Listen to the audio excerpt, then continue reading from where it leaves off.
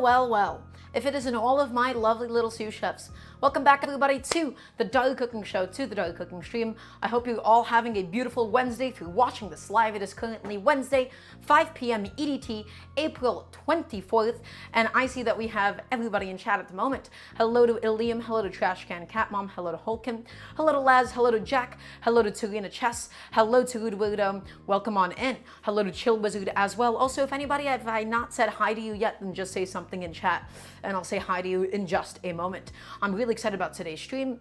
We have a lot to do today. We have a lot of work ahead of us, but we're going to be making something today that is going to be truly, absolutely, utterly delicious. Also, thank you, Aleem. I hope your day has been lovely as well today. It's been a busy day. Got a bunch of stuff done. Got all the shopping done yesterday beforehand for today's stream. As always, guys, if you would like to know what we're making, you can always type in !menu in the chat itself. But today, my friends, we're going to be doing yet another baked pasta dish. Today, we're going to be doing a lovely, beautiful, layered lasagna, 95% from scratch, because we're not going to be making our own pasta, because truthfully, I hate working with those. I hate making pasta dough. I hate having to roll things out at home.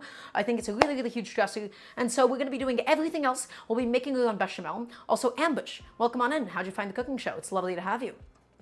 As always, guys, if you have any questions about anything that we're making today, please feel free to ask me. You can ask me any and all cooking questions, because remember, I am here to help you.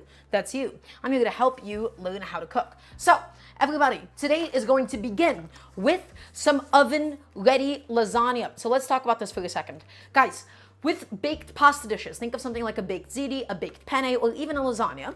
Oftentimes, it is mandated that you have to give everything a bit of a pre-boil. Lasagna sheets, they tend to be quite thick. I, truthfully, think that it's an entirely waste of time, and I'm going to tell you why, guys. Because you have to go ahead and you have to take a whole pot. You have to take a whole pot, and then you have to fill it with boiling water, and then you have to take all that pasta, and then you have to cook it, and then you have to strain it out, but then once it's cooked, it starts sticking to each other.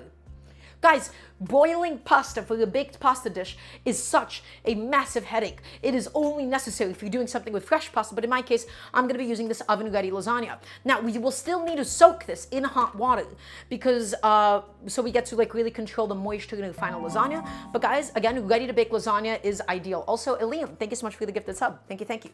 So guys, oven-ready lasagna. And now, let's talk about the heart and the soul of this lasagna, guys. So this lasagna is a very strong food memory of mine. This is a lasagna that my lovely friend Walid, or Jared, from France. His mother made this for me when I went to go visit France for a Smash event, when I was commentating it.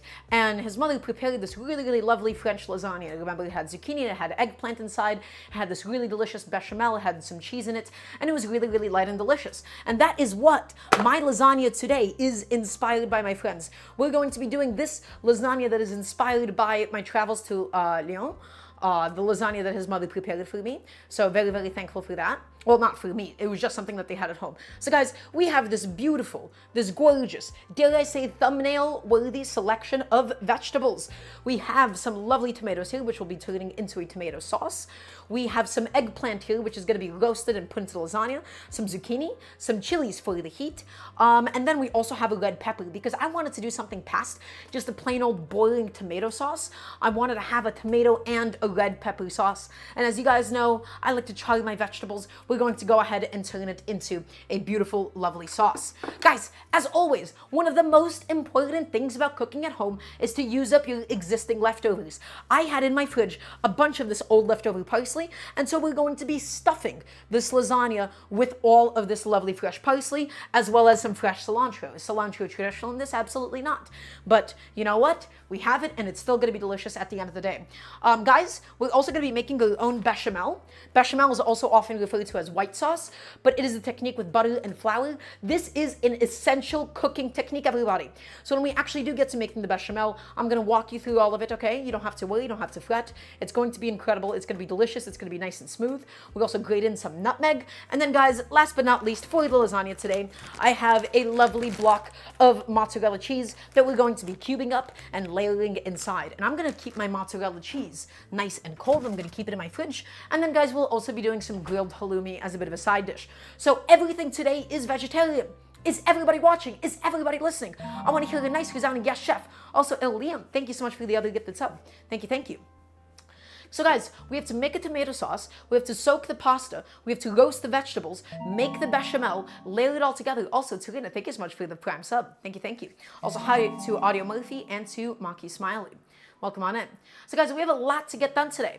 We have a lot to do. As always, if you haven't already done so, please check out my Patreon. You can type in exclamation mark Patreon if you'd like to support the show, if you'd like to support what we do here. And my friends, everything today is going to begin with doing our lovely tomato sauce. So let's go ahead and get that started. So we need to go ahead and char these tomatoes. And so let's talk about this for just a moment. Let me move my keyboard out of the way. Let me go ahead and get a little sheet tray out and ready to go. And my friends, we will talk about what we're doing here and we'll talk about exactly why we're doing this. So guys, as you may know, one of my favorite things to do is I love charring my vegetables. I love charring my vegetables, especially if I'm doing something like a tomato sauce. This is something that I've taken a lot of inspiration from out of Mexican cooking. Whenever you're making a salsa in Mexican cooking, if you want like a really delicious smoky salsa, what you do is you intentionally burn the outsides of your chilies and the outside of your tomatoes. And so, we will be doing just that, my friends. I've turned on the broiler. We're going to be putting this under the broiler, under the top heating element of the oven, and we're going to be getting it nice and hot. I have a nice little flat sheet tray, guys, just a plain old aluminum sheet tray, and I'm going to be lining it with some aluminum foil. Right? Just so that I don't have to clean it up later. Just makes my life a little bit easier later on. Okie dokie. Friends, I thought we were all chefs. You guys are all chefs, I promise. You're all my little chefs. Also, welcome to Han. Lovely to have you. So guys, we have a little sheet tray, and if you do not have a broiler, because a lot of people, especially living in apartments, you don't tend to have ovens now as much, you could theoretically do this in a toaster oven if you would like. You could do this on just like a cast iron pan, on a nonstick pan. All we're really looking to do, my friends, is to char and burn the outside of my vegetables. And so, my sheet tray is now all ready to go, guys. Let's go ahead and begin with all of my vegetable prep for today. My cutting board is all set up. It's all ready to go. Lovely. And now, let's go ahead and get everything ready for this lovely sauce that we're going to be doing, guys. So guys, we have tomatoes, because of course, we're going to be doing a tomato sauce. I wanted to get a red pepper in there, just one red pepper to all of these tomatoes, just for like a little bit of extra something, you know, so it's not all just tomato. And then guys, I also have these two chilies. So we're almost basically building a salsa here. This is a leftover serrano that I had, and then this is a red chili that I just bought. We're going to be taking the seeds out so I can mitigate the heat a little bit, because I don't want this to be too spicy or anything for today. Okay, so guys, let's go ahead and glove on up for this, and we're going to be building this tomato sauce from scratch. We're going to be charring it, we're going to be blending it down. It's going to be delicious, guys. So I'm going to go ahead and glove on up to make sure that I'm protecting my little hands. And as always, everybody, if you have any questions about what we're doing here, please feel free to ask me. You can ask me about anything at all, because I am here to teach you how to cook at home. And I love doing baked pastas. I love doing baked pastas because they're so reheatable. Right, they just store in the fridge so well. They're amazing when they're fresh, but it's just really ideal in a home setting, I think. Okay, guys, so we have my lovely chilies here. And so we're also going to be charring these ever so slightly. But first thing that we're going to need to do is we need to go ahead and get rid of the seeds from them. So my friends, we're going to start off by slicing off the tops of my two chilies. And again, you don't have to do this step. You don't have to do this charring step. If you want to get that little bit of extra smokiness, then please go ahead and be my guest. But it's also just not essential. So guys, we're going to go ahead and take each chili now, and we're just going to go ahead and cut it in half lengthwise.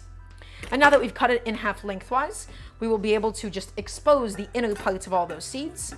And I want to get the majority of them out, because again, these serranos, like the serranos that I've been buying lately, they've been pretty spicy. I don't need that much heat inside of my tomato sauce. And so I'm just going to do a good job of getting rid of the majority of the seeds. I'm not going to be too crazy about it, guys. I'm not going to be too anal. I'm just getting rid of the seeds. You can keep them in if you would like. Also, welcome on in, Caroloon. It's lovely to have you. Welcome, welcome. So guys, I'm just getting rid of all of the seeds, scraping them off. Beautiful. And then those are my two serrano halves. And now let's do the same exact thing with this red spicy chili that I have here. So with this one, I'm going to just first cut it in half, so it's a little bit more manageable lengthwise. Okay?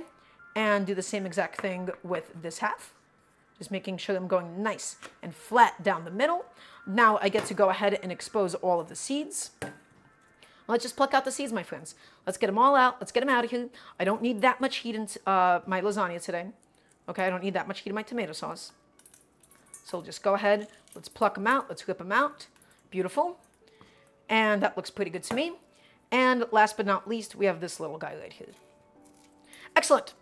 So, again, I'm fine with leaving a few of the seeds. I'm fine with leaving a few of the white parts as long as the majority of them are completely gone. And now, guys, I'm just going to go ahead and lay this onto my sheet tray nice and flat. So there we go. I'm just going to go ahead and stack these bad boys on.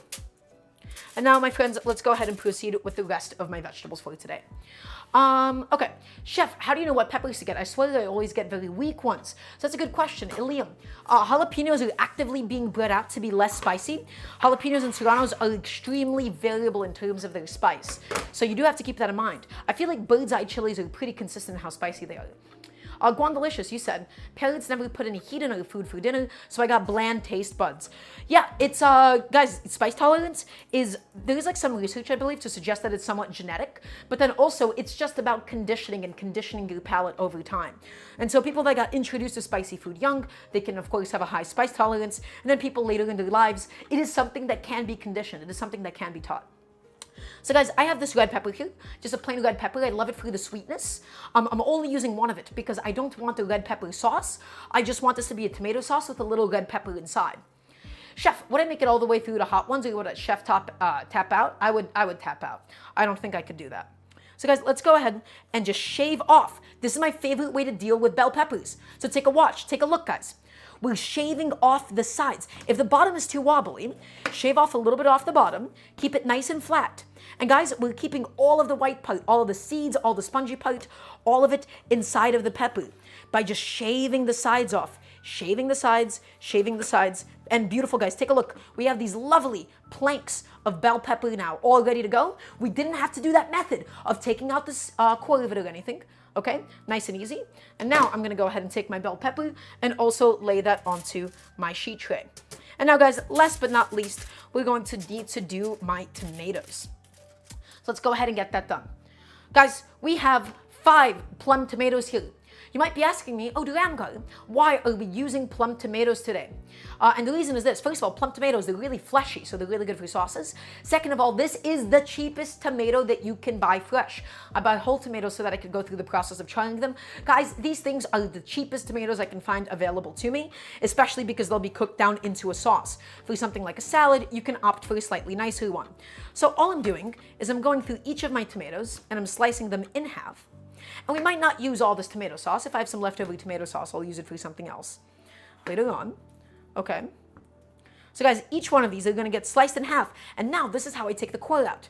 We have a tomato right here. We're going to go ahead and make a diagonal incision, and we take the core out because it's a little bit too woody. It's a little too woody, it's a little too fibrous, and it doesn't give you the best mouthfeel. Okay? So every single one of these tomato cores, guys, they have got to go. Every single one of them. Can I please get a yes, chef, from everybody watching? And that means you, buddy. I want to hear a nice yes, chef. Please and thank you. I want to make sure that you're all listening, that you're all nice and attentive. You guys have seen me do this thousands of times. It's one of my favorite techniques. I love charring my vegetables for the sauce, for the salsa, for soups. Just about any time I'm cooking down tomatoes, this is what I'm doing to them. Lovely, perfect. That's a good amount of yes, chefs. I'm happy to see it. And keep it going, guys. We're making through all these diagonal incisions. We're going all the way through. Also, welcome on in, Stacy Bobby. Lovely to have you. Okay, guys, and just a few more tomatoes to go. And then we'll get them onto the sheet tray and into the broiler so that they can get nicely and beautifully charred. Also, positive feedback loop. Welcome on in. How'd you find the cooking show? If I subscribe, will you sometimes say girls instead of guys because I like feeling included? Sure. You know what? This actually does bring up a really good point.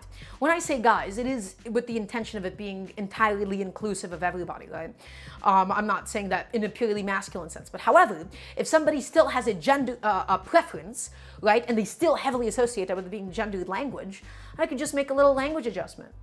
So I could just be a little bit more mindful of that. So even though I'm using it with the intention of it being gender neutral, I can still adjust my language to make somebody else feel a little bit more comfortable and accommodated. So guys, one of the worst things that you can do, and I did it again, right? One of the worst things that you can do is just be like, no, actually, I meant it this way. So you're gonna have to like it. Just accommodate people sometimes, you know? Also, thank you so much for the sub. Okay, so let's go ahead and get all of my tomatoes down nice and flat onto the sheet tray. Okay, and then guys, we're gonna, you know what? Now I'm really mindful of it. Oh, I'm terrible. I'm gonna get all of my lovely little tomatoes down onto my sheet tray, and then we're gonna go ahead and put them into the broiler so they can get nice and charred and nice and beautifully smoky, my friends. Okay, dokie. So, as you all can see, right here on my sheet tray, I have my 2 chilies. This is my serrano, and I'm just gonna nestle it in my serrano, and then also my red chili. I have my red pepper planks, and I have all of my tomatoes. Everybody, cooking does not require you to do most things. It is entirely relative to your intentions. My goal is to get a smoky tomato sauce. And so I'm gonna put this under the broiler to get it nice and charred. You don't have to do this. You could just do this down. You could just make a classic tomato sauce if you really wanted to. Okay, it is entirely up to you. It is entirely up to your intentions. So everybody, let's go ahead and get my tomatoes inside under the broiler, and we're going to get it nice and properly charred and smoky. Do not walk away. Broiling, things can catch on fire sometimes. You don't want to walk away from the kitchen for too long, okay? So let's just go ahead and clean up my station. I just have a little paper towel here because all the moisture from those tomatoes. Let's go ahead and get rid of them. And so everybody, let's think about what else we have to do for today. So we're charring the tomatoes, and then we're actually gonna be building the tomato sauce. We're gonna be cooking it down in a pan, make it really, really delicious. But then we also need to roast the vegetables for today. We need to roast the vegetables, and the reason why we need to roast the zucchini and the eggplant, let's talk about this for just a moment actually. Everybody, this is my zucchini, and this is my eggplant. As you may know, well actually I have a question for all of you. What are vegetables mostly comprised of? What are vegetables filled with? Does anybody know? What is the thing that takes up the most amount of space inside of a vegetable? What does the majority of a vegetable actually consist of? Seed? Not true, Jack. Not quite. Water.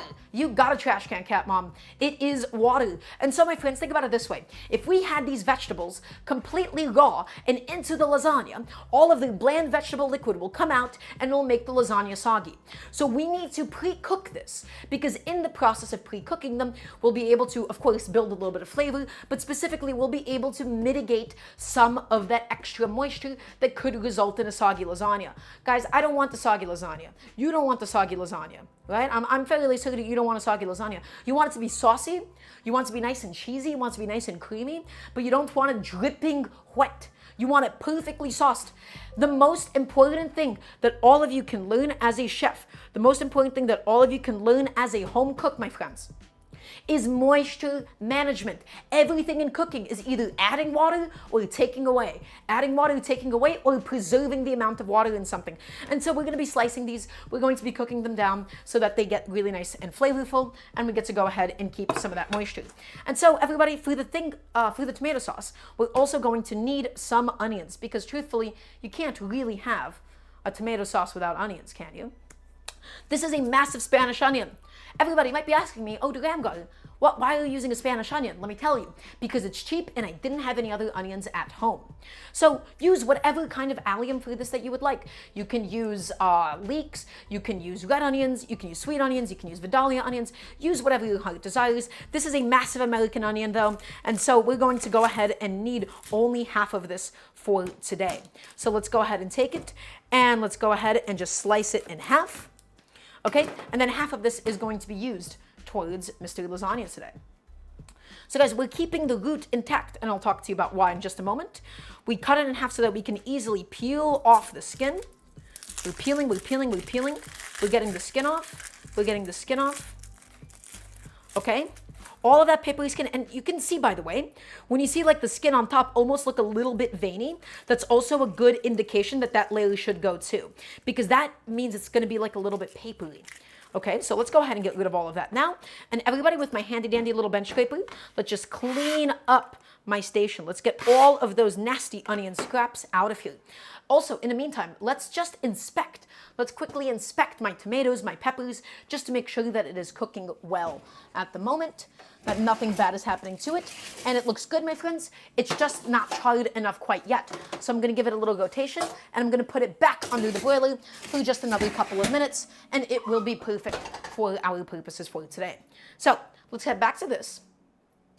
Let's head back to this. And now everybody, we're going to need to get a nice small dice. I'm not going to be blending this down. The only thing that I'll be blending is going to be the tomatoes and the peppers, but the onion itself, everybody, we need a small dice so that it melts into the sauce. The way that you cut it is really, really important. Oh, excuse me. So everybody, we're going to go for a small dice. We're looking for a fine dice today. With a fine dice, it's going to melt into the sauce and impart its sweetness. I am not looking for chunks of onion. I don't want to bite into some onion today. Can I please get a yes, chef? Please and thank you. Right now. Lovely. So let's go ahead and we're going to do the onion fan method. So we're going to be holding it by the root end and we're going to be essentially making a series of parallel incisions all the way throughout. Also, Elf, lovely to have you. It's been so long. So everybody, the knife, it's down right here. Okay? And now we're going to make a bunch of thin, super close together, parallel incisions. Super close together, super close, everybody, okay? We're doing an onion fan, and we want a small, fine dice. I'm not looking for massive chunks of onion, my friends. The way that you cut your vegetables is important. Too big of the onions, and it's not going to do what I want it to do in the sauce, and I'm not looking to bite into chunks of onion. Okay? So everybody, we've achieved the majestic onion fan. And now what we need to do, I'm going to adjust my camera ever so slightly. We're going to hold this onion to the edge of our table. And we're going to make some parallel incisions this way because I'm going after some really, really fine onions today. Pull the knife out, guys, hand on top, nice and flat, and make that incision all the way through. Beautiful. This is just going to help make sure that our onion really properly breaks down. Okay, that we have a really, really nice, finely diced onion. And now everybody, that has been done, take a look. It's already starting to fall apart a little bit. Thin, small cubes, my friends. That is the perfect small dice. These little pieces also have to go. Nice sharp knife and we don't cry. Also, Jack, I truthfully have no idea. I have no idea. I've heard people say that, and I don't know if that's a thing that people just kind of end up saying. So, also, in the meantime, I think that my vegetables are done charring, my bell peppers, my tomatoes, but let's just go ahead and inspect it one more time. And I can tell you with confidence, everybody, that my veggies are indeed charred and ready to go for the sauce. That is exactly what I wanted them to look like. Okay, so we're gonna be cooling them down ever so slightly. We'll be blending it down, and then we'll be adding it into the tomato sauce for today. So, in the meantime, let's go ahead and continue this process. Everybody, these tomatoes, these bell peppers, these chilies, we're taking inspiration from Mexican cuisine. We're getting them nice and charred so that they'll be nice and delicious and smoky, above all else. So we still have a lot to do. We're gonna be busy, okay? So let's keep on dicing, let's keep it going. Okay? And everybody, whenever your cutting board gets a little bit too crowded, instead of continuing to just force the issue, just take a bowl, take your transfer bowl, okay? And then just scoop it up, and get it all into your bowl. Beautiful. Just like that, my friends. So that way, we're keeping our cutting board nice and clean. Things aren't spilling out all over the place. Okay, we're keeping our station nice and properly organized. Slicing. Okay.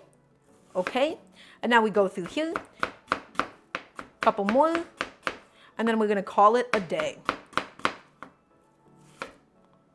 All of my onions seem to be properly sliced up. Look at that, we got a really, really beautiful small dice. Okay, and let's once again, everybody, we're going to take it, we're going to scoop it using a bench scraper. If you don't have a bench scraper at home, you're making a really, really big mistake, and you need to go ahead and get that fixed ASAP. In the meantime, I'm also going to be preheating my oven to 400 degrees because in that oven, we're going to be doing the roasted vegetables. And let's talk about that for a little second. So 400 degrees, gonna get that going, gonna get that happening now. So let's talk about this, everybody. This recipe today that I'm doing, the specific dish, what I usually do before I do something is I take a lot of inspiration from a lot of different places. When you're doing eggplant, as you may know, everybody, cooking eggplant, sliced eggplant, is one of life's biggest headaches. Cooking eggplant is so annoying. How many times have you seen me on stream pan fry eggplant in olive oil, and you've seen the amount of olive oil that it ended up soaking up? How many times have you seen me do such a thing, everybody? How many times have you seen that happen over and over again? The amount of batches, the amount of space that the eggplant takes up, how much it shrinks, and how much oil it ends up soaking up. Okay? It's a lot of effort. It's a lot of effort, and so even if it is not as flavorful, my home adaptation is going to be to do this in the oven instead. We're gonna be slicing this in the zucchini nice and thin, okay? And we're gonna be baking it off because truthfully, I do not have the time or the patience or the desire to use up that much expensive olive oil in a pan, 5, 6 different batches. It is a massive headache. So we need to get this eggplant cooked down, and by God, we will get it cooked down. We will make it happen. It will be lovely. But in the meantime, we still have to do a couple of other things.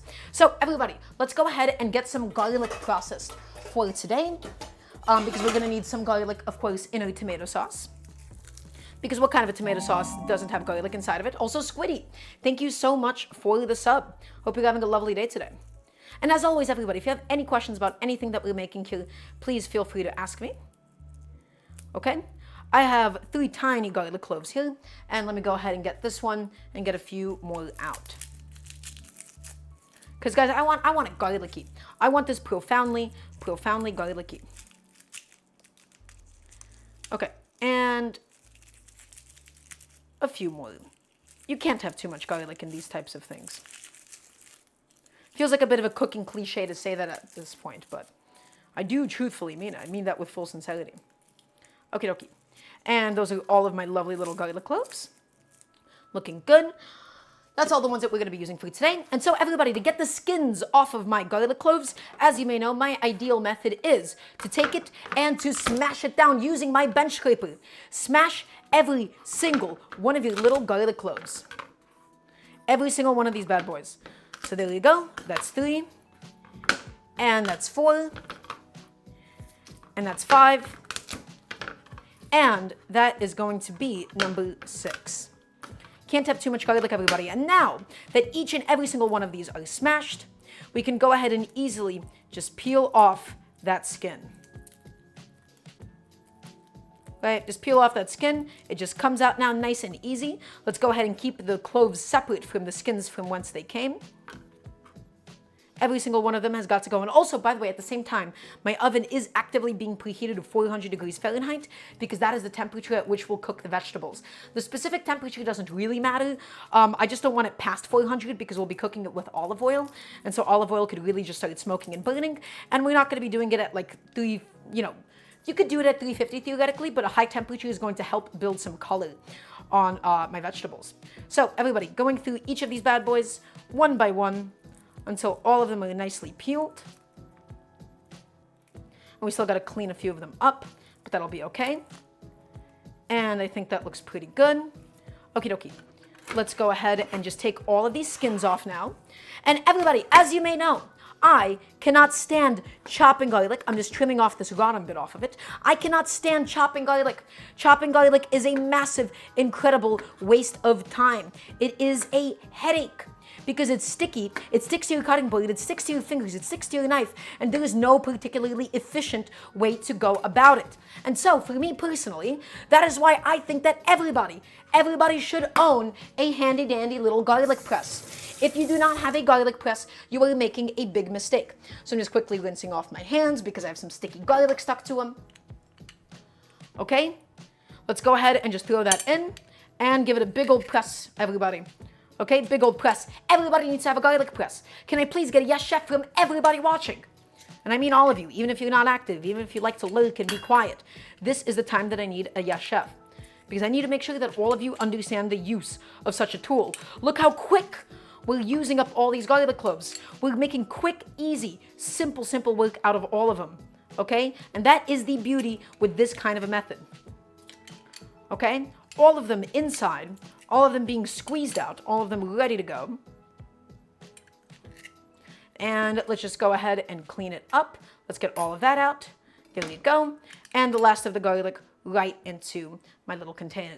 And everybody, as you may know, or may not know actually, the smaller that you chop garlic, the smaller that you process raw garlic, the more pungent it ends up becoming. And so through a garlic press, that is how you get the most intense garlicky flavor imaginable. Okay? So my garlic press has now been washed. As always, as I'm cooking, I am cleaning, and I'm going to throw that into my dishwasher. my garlic is prepped, my onions are prepped, my tomatoes and bell peppers are prepped, and my oven is preheated. Everybody, it is time for us to begin doing the tomato sauce for today. So let's go ahead and get that all nicely started. I'm just going to move my sheet tray while it's hot. I'm going to get this pan on. I'm going to get it onto the heat, and we'll talk about this in just a second. So everybody, I have here my lovely stainless steel saucepan, right? And in here we will be building my tomato sauce. So everybody, I am going to teach you again and again, as many times as it takes, how to properly use a saucepan, how to properly use something made out of stainless steel. Because stainless steel is one of the most misused, misunderstood pieces of kitchen equipment in history. So I need everybody to listen. I need everybody to listen, and I need a nice yes chef from everybody watching, please and thank you. Because this is going to be a really, really important lecture right now. I need all of your attention. I need all eyes on me. Thank you. Everybody, the number one mistake that people make with stainless steel is they put it on a high heat and they put a little bit of water inside and they think it's hot enough after a minute or two of heating. And they think it's ready to go. And they put something on it and things stick. Food will stick to your stainless steel pan if you don't heat it up long enough. The key to heating up stainless steel evenly, everybody, is a medium-low heat for a long period of time. Not a high heat over a short period of time. That's how you develop hot spots and cool spots. This is my nice Mavier saucepan. I have a bunch of olive oil inside because, guys, you can't have a tomato sauce without olive oil, but the goal is to heat this up slowly. We don't need this olive oil smoking. We don't need it smoking hot. Medium-low heat. Medium-low heat, you won't develop hot spots and cool spots. The whole thing will be nice and evenly heated. Nothing is going to stick. Everything is going to evenly cook. So let's do a bit of a recap, everybody. We're building the tomato sauce now. We charred my vegetables. We chopped up some onion. We chopped up some garlic. And now we also have to do the vegetable prep for my roasted vegetables for today. So we're about to get started on that right now. I'm just taking a second to clean up my station, and we're going to be slowly heating up the saucepan over the course of the next few minutes with some olive oil inside. We're going to be getting our onions nice and beautiful and golden. We're going to be cooking it down. We're going to add in the tomatoes and the peppers, and we'll be blending it down. The onions are going to provide that aromatic sweet quality. Okay, the tomatoes, the base of the sauce, the red pepper for a bit of extra flavor, and the chilies for some heat, and the garlic for some pungency. This is going to be a delicious and really, really simple tomato sauce. You can do it with basil. I don't have access to fresh basil at the moment, so we're just making do with what we currently have. Everybody, let us begin the prep for the vegetables for today's lasagna. And so let me go ahead and get out this massive gargantuan sheet tray. Okay, and this is where all of my vegetables will be laying for today. I'm going to go ahead and line this with a bunch of aluminum foil, but we'll be using a wire rack today, and I'll talk about why in just a second. Just going to take this, and I'm going to go ahead and line it with some foil, just like so. And the reason why I'm lining it with foil, even if I'm using a wire rack on this thing, is just to make my cleanup a little bit easier later on. These massive sheet trays are honestly such a headache to clean. Okay, so there you go. That should just about do. And everybody, I'm going to go ahead and get my two little wire racks on. This is a really, really useful piece of kitchen equipment that I personally think more people should invest in. Everybody, having good, reliable sheet trays and a good, reliable wire rack is so useful for so many different things. The reason why I'm using this wire cooling rack and I'm baking my vegetables on it is so that the excess oil can easily drip off of them, and the excess water can drip off of them. Because as they cook, these vegetables are going to be releasing liquid, and if they were just on a flat sheet tray, it would sort of just end up bubbling up and cook in its own liquid. Okay, so this isn't essential. You can just do this on a regular sheet tray, but honestly, I think this makes my life so much easier. So sheet tray plus a wire rack, I'm going to go ahead and just set that behind me somewhere, wherever it is that I actually have space in my tiny New York City apartment kitchen. As you all may know, just a constant struggle of what it means to actually live in New York. And we're going to begin by processing up Mr. Eggplant right over here. And again, my oil, slowly but surely, it is heating up for my onions. We're going to be building a beautiful, delicious, homemade tomato sauce, everybody. You're just going to need to be a little bit patient for it. Also, Kaze, welcome on in. So everybody, for my lasagna today, I'm not really looking for coins. I'm going to be looking for these long planks of eggplant. And I'm going to show you exactly how I want to do them. Can I please get a yes, chef? Please and thank you. So we're going to start off by cutting off the bottoms and the tops of each of my eggplants. Okay, because we don't need the leafy top, of course. And everybody, when you're choosing an eggplant, you want a nice bright green top. You're not looking for any brown spots on the inside. I'm not going to be peeling all of this eggplant. I'm going to be intentionally keeping some of the skin on. But because of the fact that I'm going to be slicing it like this, everybody, because I'm going to be slicing it like this, I want to go ahead and get rid of one side of that skin. In fact, this might be a little too long for me. So let's do it like this instead. Okay, and so all we need to do is just peel up one side of the skin. And we're going to keep the rest of the skin on. And you'll see exactly how that's going to come into play in just a little bit. So just get rid of that skin. There you go.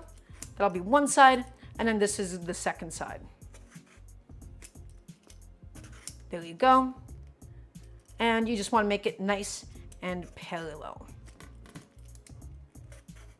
There you go, something like that. That should be okay. And let's go ahead and do the same thing with the other eggplant half. Second try. Chef, what American easy-make food do you hate the most? Pre-mixed pancakes or three-step mac and cheese? Well, I love Kraft mac and cheese, so I wouldn't say I hate that. So you're asking me what kind of like American like instant food, like the box foods, do I hate? That's a good question. I'm trying to think about it for a second. I guess I just hate products that don't make your life any simpler and they're too expensive for what they are. I think like American jarred tomato sauces, things like Prego, those are pretty brutal because it's not like a basic tomato passata or anything, but those things are like really, really sweet. Oh, those are not the ones that I like at all. So I don't know if that answers your question, Jack, but that is my final answer. Okay, so those eggplant halves have been nice and peeled. Everybody can smell that olive oil. The olive oil has now gotten nice and hot. It's not smoking hot, okay? But it is hot enough that a stainless steel pan is evenly heated. Let's distribute and move all of that lovely olive oil around, my friends. And now let's go ahead and get my onions inside. And the goal, everybody, the goal is to get these things properly cooked down over a long period of time. So let's talk about this. People mess up sauteing their vegetables. I need to hear a yes, chef right now. Sauteing vegetables is a 3-part process. You can't do this. You can't rush it over the course of 2 to 3 minutes. The first stage is the collapsation stage. You collapse the structure of the vegetables and they release water. You're going to hear that sizzle become a lower and psh sound. Then we're going to evaporate the liquid, and then once the liquid is evaporated, it will then begin to fry in that oil. So let's watch it happen in real time. The onions, they immediately sizzle as they go into the pan. But that sizzle, in just a moment's time, is going to be gone, and it's going to be replaced. So be patient, get all of these little onions out. We want every single last one of them to go into the sauce, and then we're also going to hit it with some salt for both seasoning and then to also help facilitate pulling out some moisture. So nice, generous pinch of kosher salt all the way inside, okay? And now, everybody, I'm just going to take my wooden spoon and I'm going to stir it around. You can already tell that sizzle has begun dying down. We want to make sure that no onions are stuck to the edges of the pan. If they're stuck to the edges, they're going to burn on the edges of the pan. Nice medium heat, everybody. The sizzle is gone now. It's now beginning to collapse. It is beginning to collapse. It is beginning to release its own liquid. And while that's going on, let us begin slicing up my lovely eggplants. So everybody, I'm going to be looking for at most 1/2 inch thick slices, maybe 1/4 inch. I'm looking for 1/4 inch thick slices. So let's talk about this really quickly. Let's talk about this. I need your attention for this one. Tina, there's no drawbacks to doing it in enamel cast iron. That's entirely up to you. Everybody, we're going to be slicing this and not chopping it. If you chop it, I want you to see what happens. Look what happens if we just chop it. Ready? My knife slid out and we ended up getting a really, really thin piece. You can see how it just slid out. In order to get a slice, you have to use the full length of your knife all the way through. Ready? So let's try this again. Full length of your knife all the way through. And that way, we get a beautiful plank of eggplant, everybody. That is the way that it's done. That is how you need to be doing it. Saw through it if your knife is a little bit too short, but by slicing and slicing all the way through, my friends, that's how you get these really, really beautiful planks of eggplant instead of just those little pieces that we just had there, okay? So let's go ahead and get that back in. Let's get that back on. We're keeping an eye on the onions at the same time. We have a lot of prep to get done. Look at my lovely pieces of eggplant, everybody. This is exactly what it's supposed to look like. Okay? And a few more slices I can get out of this. Okay. There you go. Oop, sliced into that one accidentally, but that's okay. And there you go. And then this last one's going to be a little bit more awkward, but we'll be able to do it anyhow. There you go. Everybody, look. Those are perfect planks of eggplant. That is exactly what it needs to look like. And now I'm just going to shave off this really, really thick piece here. We're not going to use that. That is exactly what it all needs to look like. Everybody, the onions, they're cooking down in the oil. They've released their liquid. It's going to be a bit of a process. You just need to be nice and patient, and you will be rewarded. You will be rewarded, I promise you. Okay, so these eggplants, everybody, we're going to begin assembling them on my sheet tray, and then we'll be brushing them with oil and seasoning them up afterwards.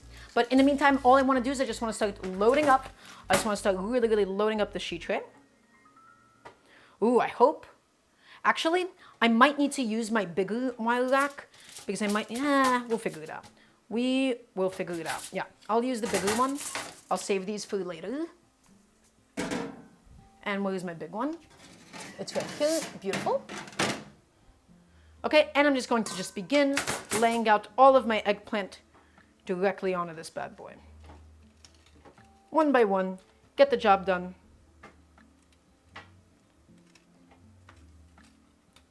Something like that.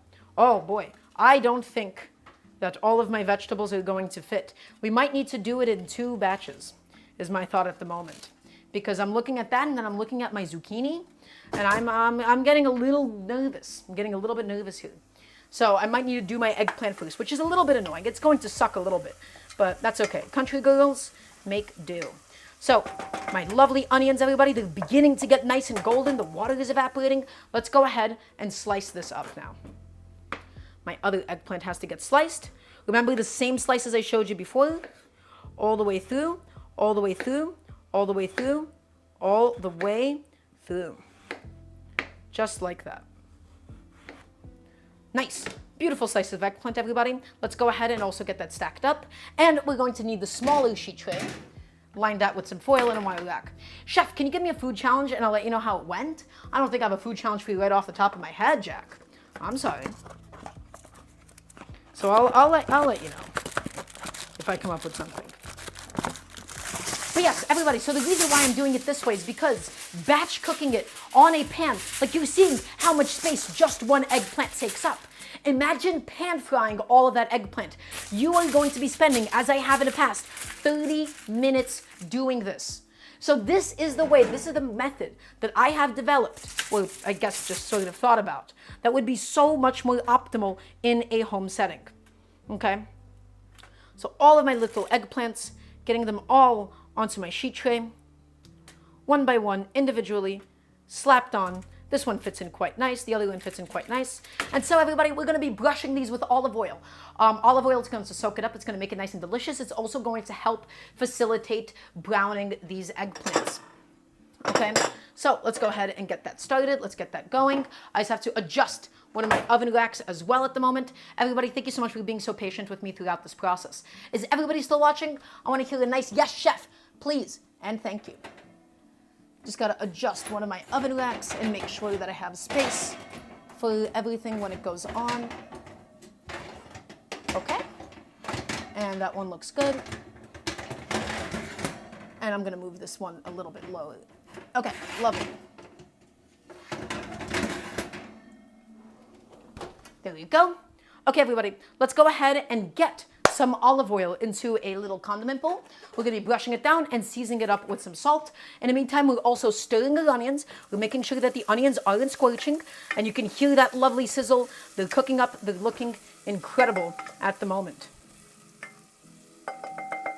So, I'm going to get a little bowl. a little cup. Oh, actually, I already have one out, it seems. Gonna get my salt, and I'm also going to go ahead and get my brush. So everybody, let's go ahead and brush them down. Do I have to say yes, chef? You absolutely do, ambush. That is the whole point of being cute. That is the whole point. So a bunch of olive oil. And so we're going to start by first putting the olive oil down. The olive oil is going to help make sure that the salt sticks to them. Okay, so olive oil on every single one of my eggplants. Nice generous amount on each. Just paint them, paint them, paint them. Doesn't have to be 100% perfect. Just have fun with the process, everybody. Okay, and now that each and every single one of these are painted, let's go ahead and have some salt on each one. Nice and generously season them. But also remember, we'll be seasoning that second side as well. Okay, that's one side. And you can already see that that eggplant is just absolutely soaking up that olive oil. But that's okay, because the goal right now, my friends, is just to get this eggplant cooked down. Okay, we have flipped each and every single one of these. Let's go ahead and oil it up again. Let's move faster because we have so much to do today.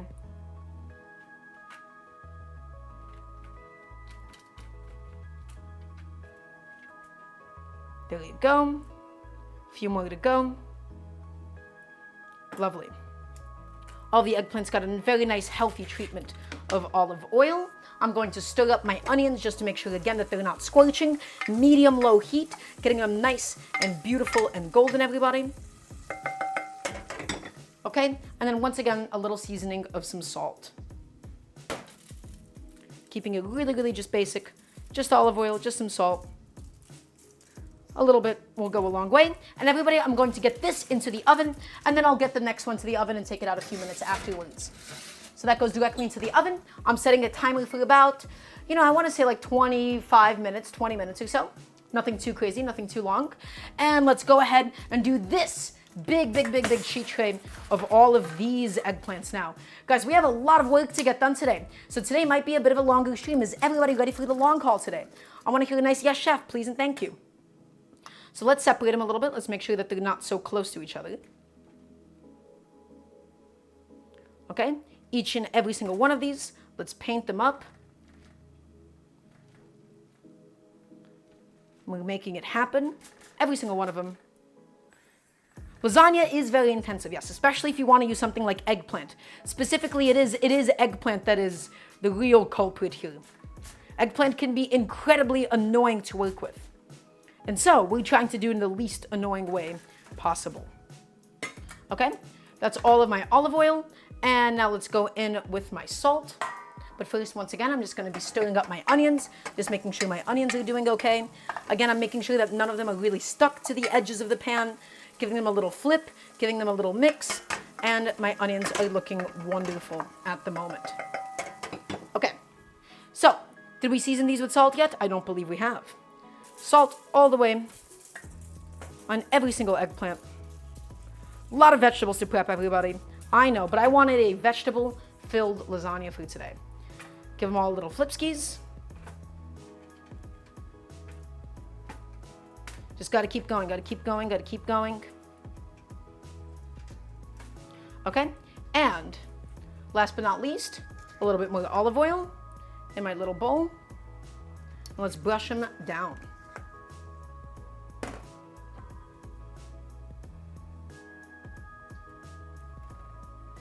Every single one of them, just give them that good treatment, everybody. Give them some love, give them some care, give them some affection. Paint them up good.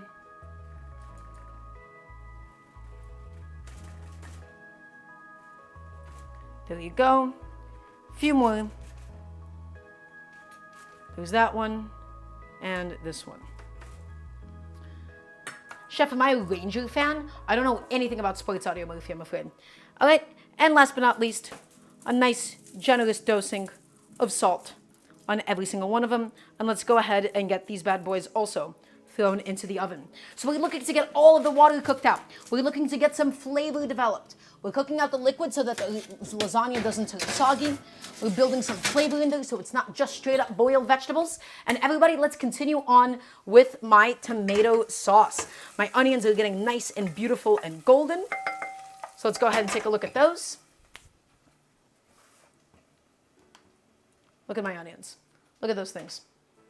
Nice and golden. They're becoming one with the olive oil right now. Okay, this is why we do low and slow cooking on these onions, my friends. This is the kind of golden brown that I was after. This is exactly what I'm looking for. Okay, that is what we're looking for. This is not a process that can be rushed. We need enough oil that it properly envelops all of our lovely onions. Okay, I'm gonna be dumping out my waste bowl. Alrighty, so recap session. We have our eggplants in the oven. We still have to slice the zucchini and do them, give them the same exact treatment.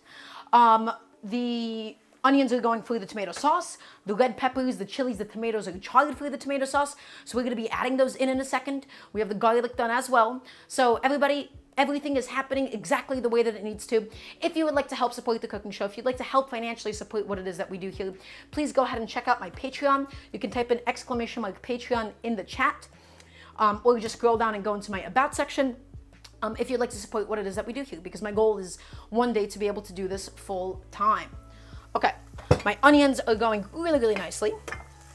In fact, I would dare say that they are ready for the garlic. I'm not looking for like a deeply caramelized onion, but we got them nice and golden brown. We got them nice and sweet infused into the oil. If I were to use only eggplants or zucchinis, which one would you recommend? Elf, that is entirely up to you. You could use any collection of vegetables that you would like in this way. That is entirely up to you. That is not something that I could tell for you. Me personally, I love the flavor of eggplant. So I think I would put in all that effort for the eggplant. But zucchinis are a little bit easier. So everybody, we're adding the garlic in now. We add it in towards the end so it doesn't burn. If we add in the beginning, the little bits of garlic would just end up burning over the cook time. Okay, so we add in the garlic, and again, low, medium heat. We're stirring it constantly. Can I please get a yes, chef? Please and thank you from everybody watching. We're infusing the oil with all of that delicious garlicky flavor. We're building flavor, building flavor, building flavor. Okay? We're getting it done. We're making it happen. There you go. That looks wonderful. That looks lovely. There's so much sweetness inside of this pot. Everybody, there's so much flavor inside of here. And now let's begin adding in all of my other vegetables. My tomatoes going in now, my bell peppers, my chilies as well. This is where we go into a sauce, and then we'll be blending it all down using a stick blender. Once it just gets nice and soft and cooked through, all of my chilies, everything inside, everything from that sheet tray, all of it just goes in now. And we can also tune up the heat now because the goal, also that's not enough yes chefs. Let's get some more yes chefs, please and thank you. Guys, what's going on today? Get all of those tomatoes inside, all the charred chilies, all the charred bell peppers, everything inside. We want to get it all stewed down. We want to get all of the moisture released out of those onions, or out of the tomatoes, excuse me, so that we can begin making this into a beautiful, beautiful sauce. So get all of that done. Lovely. Turn up the heat to a medium. And everybody, once again, the goal is to collapse the tomatoes. The goal is to get them to release their liquid. So a medium heat will do you well. You'll just need to stir it a little bit often to make sure that nothing is charring, that nothing is sticking. And we're going to steam it with the lid on for just a few minutes. And that might seem counterintuitive if the goal is to evaporate the liquid and to cook it down. But the steam in the beginning is going to help soften the tomatoes just enough that they release all of their liquid inside. So once again, I'm giving this all a nice little proper stir. I'm mashing up some of the tomatoes. Okay, nice medium-high heat at this point, making sure that all of the onions, all the garlic is integrated, and I'm slapping a lid on it. We're letting it steam now, everybody. We're letting it steam. We're letting it collapse. We're letting it cook. Okay, so I'm just taking a second, putting a few things. Oh, I also forgot one of my little chilies in the pot. You go, my friend. And I'm going to take a second just to clean up my station, because remember, you have to clean as you go. Jack, I have seen the original Avatar. What element would I be? I can't answer that question, Jack, because the whole point of things like which element would you be is it gets assigned to you, and then you make the most out of it. So I can't really tell you what I would be, because I would just have to be born into it. Okay, so tomato sauce is going. The vegetables are cooking. Let's go ahead and do the zucchini in the same exact way. So let's come back here. Let's come back to my lovely cutting board. And now, everybody, I have my gorgeous little zucchinis ready to go. So which one would I choose? But I wouldn't choose, Jack. I wouldn't want to choose. I would just want it assigned to me. So everybody, my lovely little zucchinis here.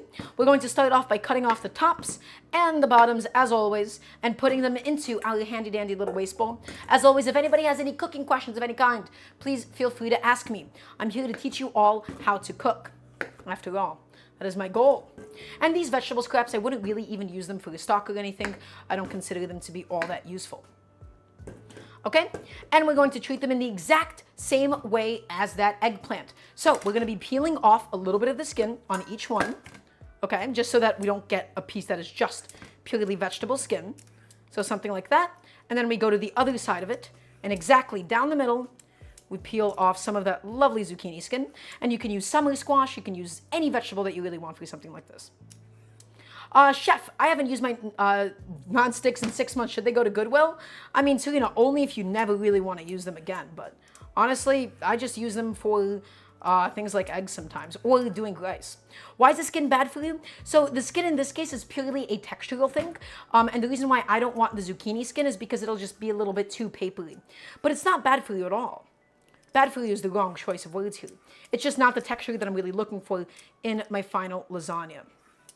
It can get a little too papery if we just have a piece of that. So we only peel off half of the skin. And now that we've peeled off half of the skin, we get to go ahead and take it and slice it down the middle. And once again, everybody, plank it up and plank it up. This one we can do a little bit thicker, I think, than the eggplant itself. It can withstand it a little bit better than the eggplant. Okay? And we're just going to plank it up. And we're going to plank it up. We're going to plank it up. And we're going to plank it up. Each and every single one of them. Beautiful slices, just like that, my friends. And I'm going to go ahead and just temporarily put it into this bowl, right? Keeping them nice and intact, of course. But we're going to just put them into the bowl for safe holding.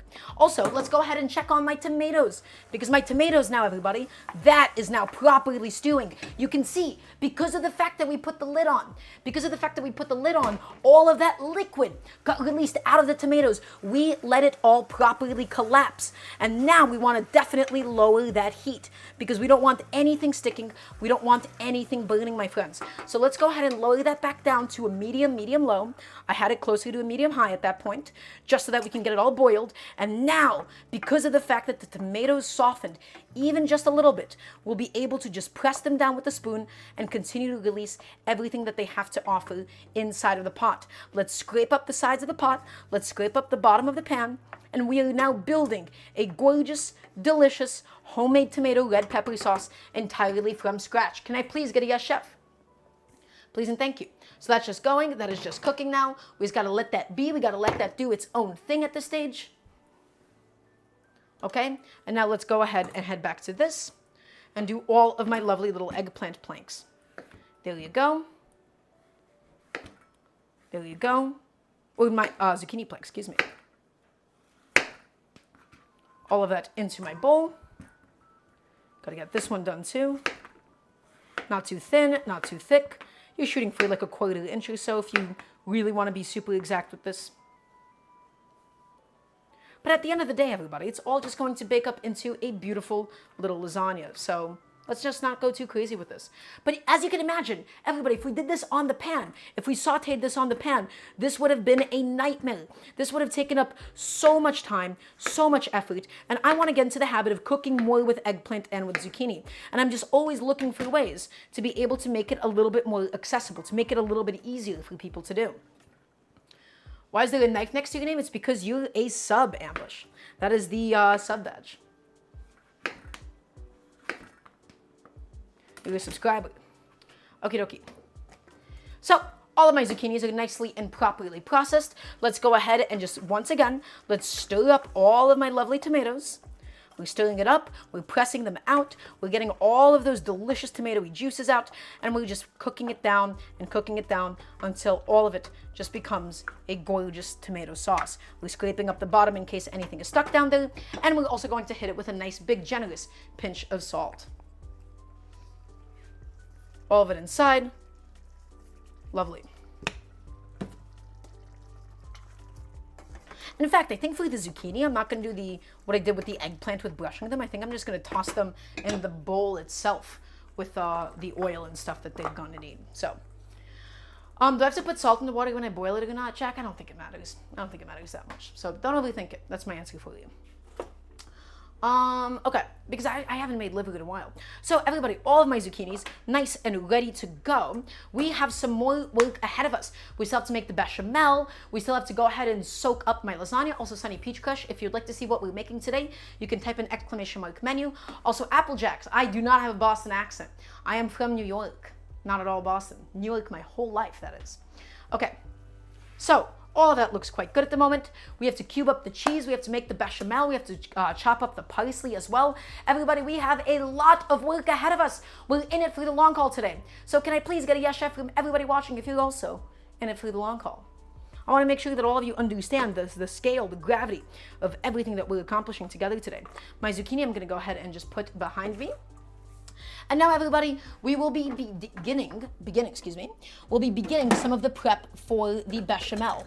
I do not typically like to cook with measuring spoons. I find it too often just kind of be a little bit of a waste of time, right? However, in this case for the bechamel, the ratio that I will be using for today, everybody, is going to be as follows.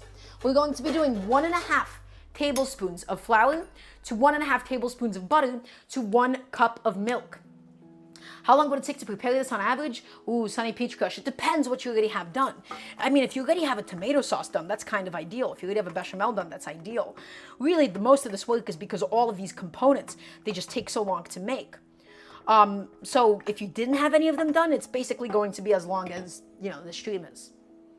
So it's a bit of effort. It's a bit of effort, but the beauty of a baked pasta is in how well it reheats. This is the kind of a thing that you serve up on a Sunday night that you get to then reheat and eat throughout the rest of the week. So everybody, I'm going to be doing 1.5 tablespoons of plain all-purpose flour.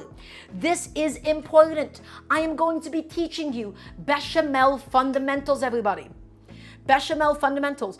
It's all about the white sauce. This white sauce technique is used absolutely, and I mean everywhere. It is used everywhere in cooking.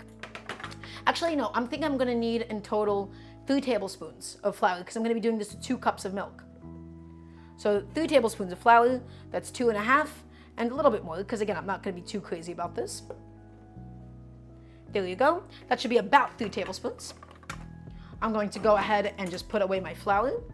3 tablespoons of flour, 3 tablespoons of butter to 2 cups of milk. And that is going to yield a beautiful, beautiful bechamel for us today. I'm just going to go ahead and just store that in my pantry.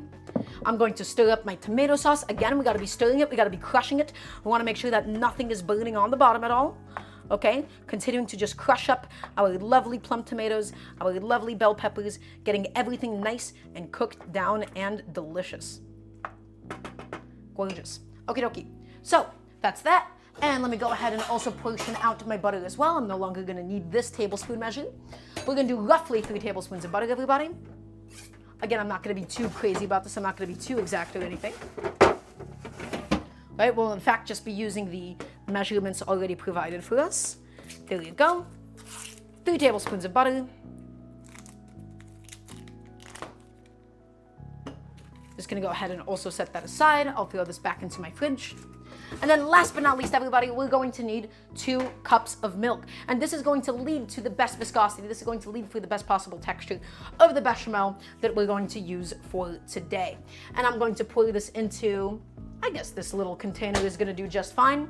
I wish I had a liquid measuring cup. I don't actually own a liquid measuring cup, embarrassingly enough. And so country girls have to make do. So 2 cups of milk, gonna just be going inside. That's one of these bad boys all the way over the top. And just pour that in. 1 and 2. That is all of the milk that we're going to need for the bechamel. Also, Maxwell, thank you so much for the raid. Welcome on in. How'd you find the cooking show? Do I notice any differences with milk and bechamel sauces? Elf, I'm not entirely sure what you're asking me. Also, 2 cups of milk, 3 tablespoons of butter, and 3 tablespoons of flour, and that's going to be what is needed for the bechamel today. My tomato sauce is releasing all of that lovely liquid. Again, we're stirring it to make sure that nothing is sticking, that nothing is squelching, nothing is burning. We're continuing to just squish all the chilies, all of the tomatoes. We're looking to get rid of all of those massive chunks, okay? And then we'll be blending it down to get our final texture and our final consistency. So I'm going to go ahead and take all of this and put this all behind me. All of it behind me. All of it ready to go for the future. Lovely. Also, Maxwell, welcome on in. Oh, so you talk about oats versus cow milk. So Elf, I've never actually tried to make it with a non-dairy milk of some kind. So let's also have a little taste.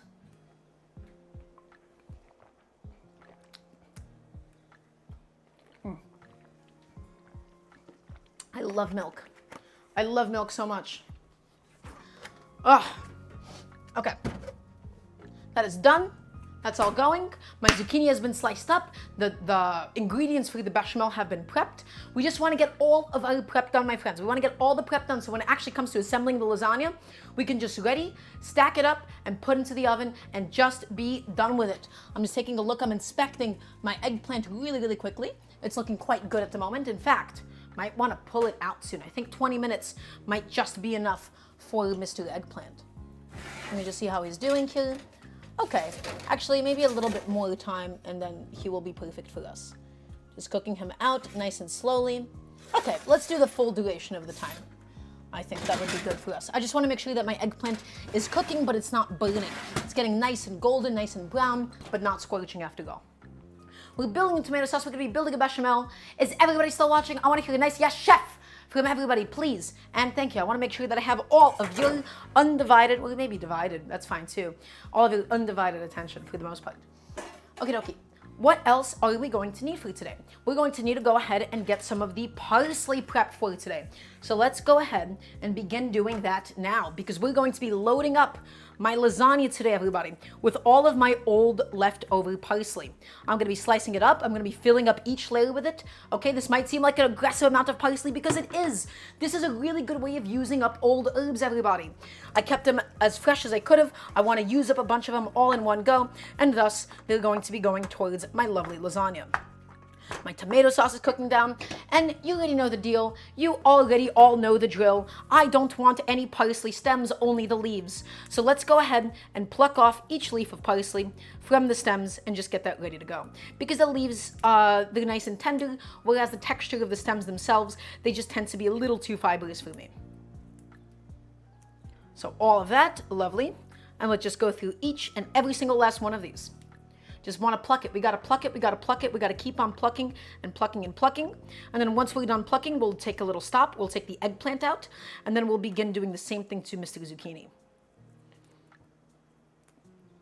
Because the zucchini also has to bake off beforehand. Okay? This one's kind of flowering a little bit, so we'll get rid of that one. All of my parsley, everybody. Every single last one of these. All of them have to go. Okay, I don't want to be left with any excess parsley by the end of the day. I just want to get rid of this massive, massive batch that I had sitting in my fridge. Okay, all of it, every single last one of them. Pluck them, get them all ready to go. Pluck them, pluck them, pluck them. Make it all happen. It's going to make our lasagna nice and aromatic today. Okay, it's going to be lovely. It's going to be beautiful. Stems have the most of the aroma, but Sunny Peach Kush, as much aroma as they may have, they do lack in nice tender texture. And so they just get like a little fibrous. I don't really love them that much. You can include the stems if you would like. That is my own preference for something like this. Okay? Especially parsley stems. Parsley stems I feel like are maybe the most offensive in terms of like the toothsomeness, in terms of their texture. I do not love it. Okie dokie. Every single one of them out. Every single one of them plucked. Those are starting to go a little bit bad. Those are starting to get a little bit old. Okay, okay, okay. Lovely. A few more left. We have about 3 more minutes on the roasted eggplant, and then we'll pull it out. And then we'll swap in my zucchini instead. I can't believe it's been that long. Wow. It's already been 25 minutes of us cooking up the eggplant. Okay. A few more little bits of parsley, my friends. Last few. And then we'll be slicing them up nice and thin. Okay, so just get all of that done now. Get all of that done properly. last few. Gorgeous. Big, beautiful, beautiful pile of parsley. I'm going to go back to my tomato sauce, again stirring it, make sure nothing is scorching, there's nothing stuck to the sides of my pan, stirring up the bottom, and then continuing to just squish out all of the tomatoes. Because we want it to stew, we want it to cook down, we want it all to get nice and thick and delicious. There you go. 3 more minutes left for the eggplant, and then we'll swap in the zucchini, and it's gonna be great. In fact, I could probably pull the eggplant now. The eggplant looks just about ready to go. So I think this would be a decent time to pull it. Okay, I'm gonna get a little plate for my parsley. We're still gonna be slicing it up. So I'm still just going to go ahead and take this and set this aside. And now I want us to go to Mr. Eggplant. I think that's enough time. Again, it's still going to cook down in the lasagna itself. I just want to start opening up and making my sheet trays nice and vacant. Okay, so let's go ahead and pick up my eggplant. I'm going to be starting off with this small sheet tray for now. Right? All that we did, everybody, we just starved out some of that excess moisture. We cooked it out. We got the eggplant nice and soft. It doesn't look too attractive at this stage, and I know that. Okay, but all that we wanted to really do here was just to make sure that it would be ready to go to put into the lasagna. If we baked it as it is into the lasagna itself, it would just leach out a lot of its excess liquid. By giving it this pre-cook, my friends, we were able to build a little bit of extra flavor just by baking it off slightly with the oil. And we're stopping our lasagna from becoming soggy, and we're ensuring that all of our eggplant is going to be fully cooked. Because let me tell you, undercooked eggplant is actually one of my least favorite things to bite into. Undercooked eggplant is just not delicious, okay? It is just not tasty. It is just not delicious. It is just, to me, not particularly good eating. Okay, undercooked eggplant is spongy and has a really unpleasant texture in the mouth itself. It's just not a very good time. Okay, so going back to my tomatoes, again, low medium heat here. We're going to pull out the next batch of eggplant, and then we'll get the zucchini on and going. Beautiful. Okay, in fact, I'm just going to turn off my kitchen timer. I'm also just going to take this tomato sauce off the heat for like half a second. We'll come back on in just a second, everybody, so be nice and patient. Okay? But yeah, raw eggplant, everybody, it just sucks. Raw eggplant is just not great. It is just not an experience that I think anybody really needs for themselves. So this, again, this process of pre-baking the eggplant, to me at least, is so essential. Okay, come on, buddy. Why can I not lift this sheet tray today? There you go. Next batch of just barely baked off eggplant. Really simple, really easy, everybody. Let's go ahead and just get that transferred to my plate. You're also trying to learn lasagna? Well, perfect. So all my eggplant has now been officially pre-baked. Slightly sticking, but the oil, again, really helps with that. Make sure it doesn't completely stick. The really thin pieces, those guys cooked up very nicely. That's exactly what I'm looking for this kind of a lasagna, my friends. Okay, ooh, come on, buddy. Off you go. Thank you very much. Yeah, these super thin pieces, those guys just get really nice and crispy, which I have absolutely no problem with whatsoever for this dish today. Okie dokie. Dare I say artichoke? A few more to go. Just take them out, stack them up, and then we'll be addressing them shortly, I promise. So, all of my eggplant has now been fully cooked through, as you guys can tell. Well, mostly cooked through. Okay? My keyboard died in the middle of me scrolling, and I ended up pressing on the wrong scene. Whoops. Okay, so all my eggplant is now nice and ready to go for the lasagna itself. Everybody, let's go ahead and just get our zucchini ready now. Okay, we want to get our zucchini ready. We want to make sure that that is also all ready to go for today. So I have my lovely bowl of zucchini. My zucchini, I'm going to be doing it slightly differently. I'm just going to be tossing and seasoning it inside of this just to make my life a little bit easier. Okay? In fact, I might want to do that in 2 batches. Nah, it'll be fine. It'll be fine. Let's get all of that olive oil, couple of big lugs, and let's start shaking and tossing and tossing. Okay, we want to get all of that olive oil around every single little piece of zucchini. So break them up, shake them up. This is what's going to help make sure that it gets nice and beautiful and brown inside of the oven itself. Also, Hannah's Cat Cafe, welcome on in. How'd you find the cooking show? Welcome on in. It's lovely to have you. Everybody, my zucchini is now properly and thoroughly covered in olive oil, and now it's going to be able to stick to the salt so much better. So while I'm shaking, while I'm tossing, I'm seasoning it up now. Nice and aggressively seasoning it, okay? Bunch of salt on there. Shake it up, everybody, shake it up. Break up all of that zucchini. Well, welcome on in, Hannah. It's lovely to have you. Let's get all that salt, and let's get another big generous pinch of salt. Oops, sorry, I did not mean to hit you all. I apologize for that. Another big hit of salt, and all over my lovely zucchini, because we do not want bland zucchini in the lasagna. Do we want bland zucchini in the lasagna? I want to hear a nice no chef from everybody watching, including Hannah's Cat Cafe. Well, welcome on in. This is the best cooking show on Twitch. If you have any and all cooking questions, please feel free to ask me. I'm here to teach everybody what it means to properly cook at home, okay? So, all of my zucchini is now properly oiled. It is now also properly seasoned. So let's go ahead and go to the stove once again, and let's get these back onto the sheet tray and into the oven for about 25 minutes or so, okay? 20 minutes, 25 minutes. This is going to need less time than the eggplant. The eggplant actually cooks quite quickly, relatively speaking. In fact, with this, because we did it this way, we can probably just dump it on and then rearrange it, once it's actually on the sheet tray itself. All of them on, all of them. Get them nice and separated. We don't want them sitting on top of each other. Okay, we want to make sure that they all bake up nicely and easily. And so if they sit on top of each other, they're just going to end up steaming instead of cooking the way that we want them to. Okay, we can fit a few more onto this one, and then we'll start loading up the next one. There you go. Okay, and I'm just going to get these on as well. Lovely. And just again, we're making sure that none of them, absolutely none of them, are stuck to each other. Okay, none of them are stuck to each other. None of them are stacked on top of each other. We're just going to go ahead and throw these bad boys into the oven, 400 degrees, for another 20 minutes or so. Okay, do I season all my veggies when I cook? Absolutely, guy painting, absolutely. Because we want to make sure that the whole lasagna is fully seasoned. Because Hannah, you were supposed to say no, chef. That was the one mission that you had, the one goal. But it's okay. We'll forgive you this time. Next time, we won't let it slide. So, everybody, back into the oven it all goes.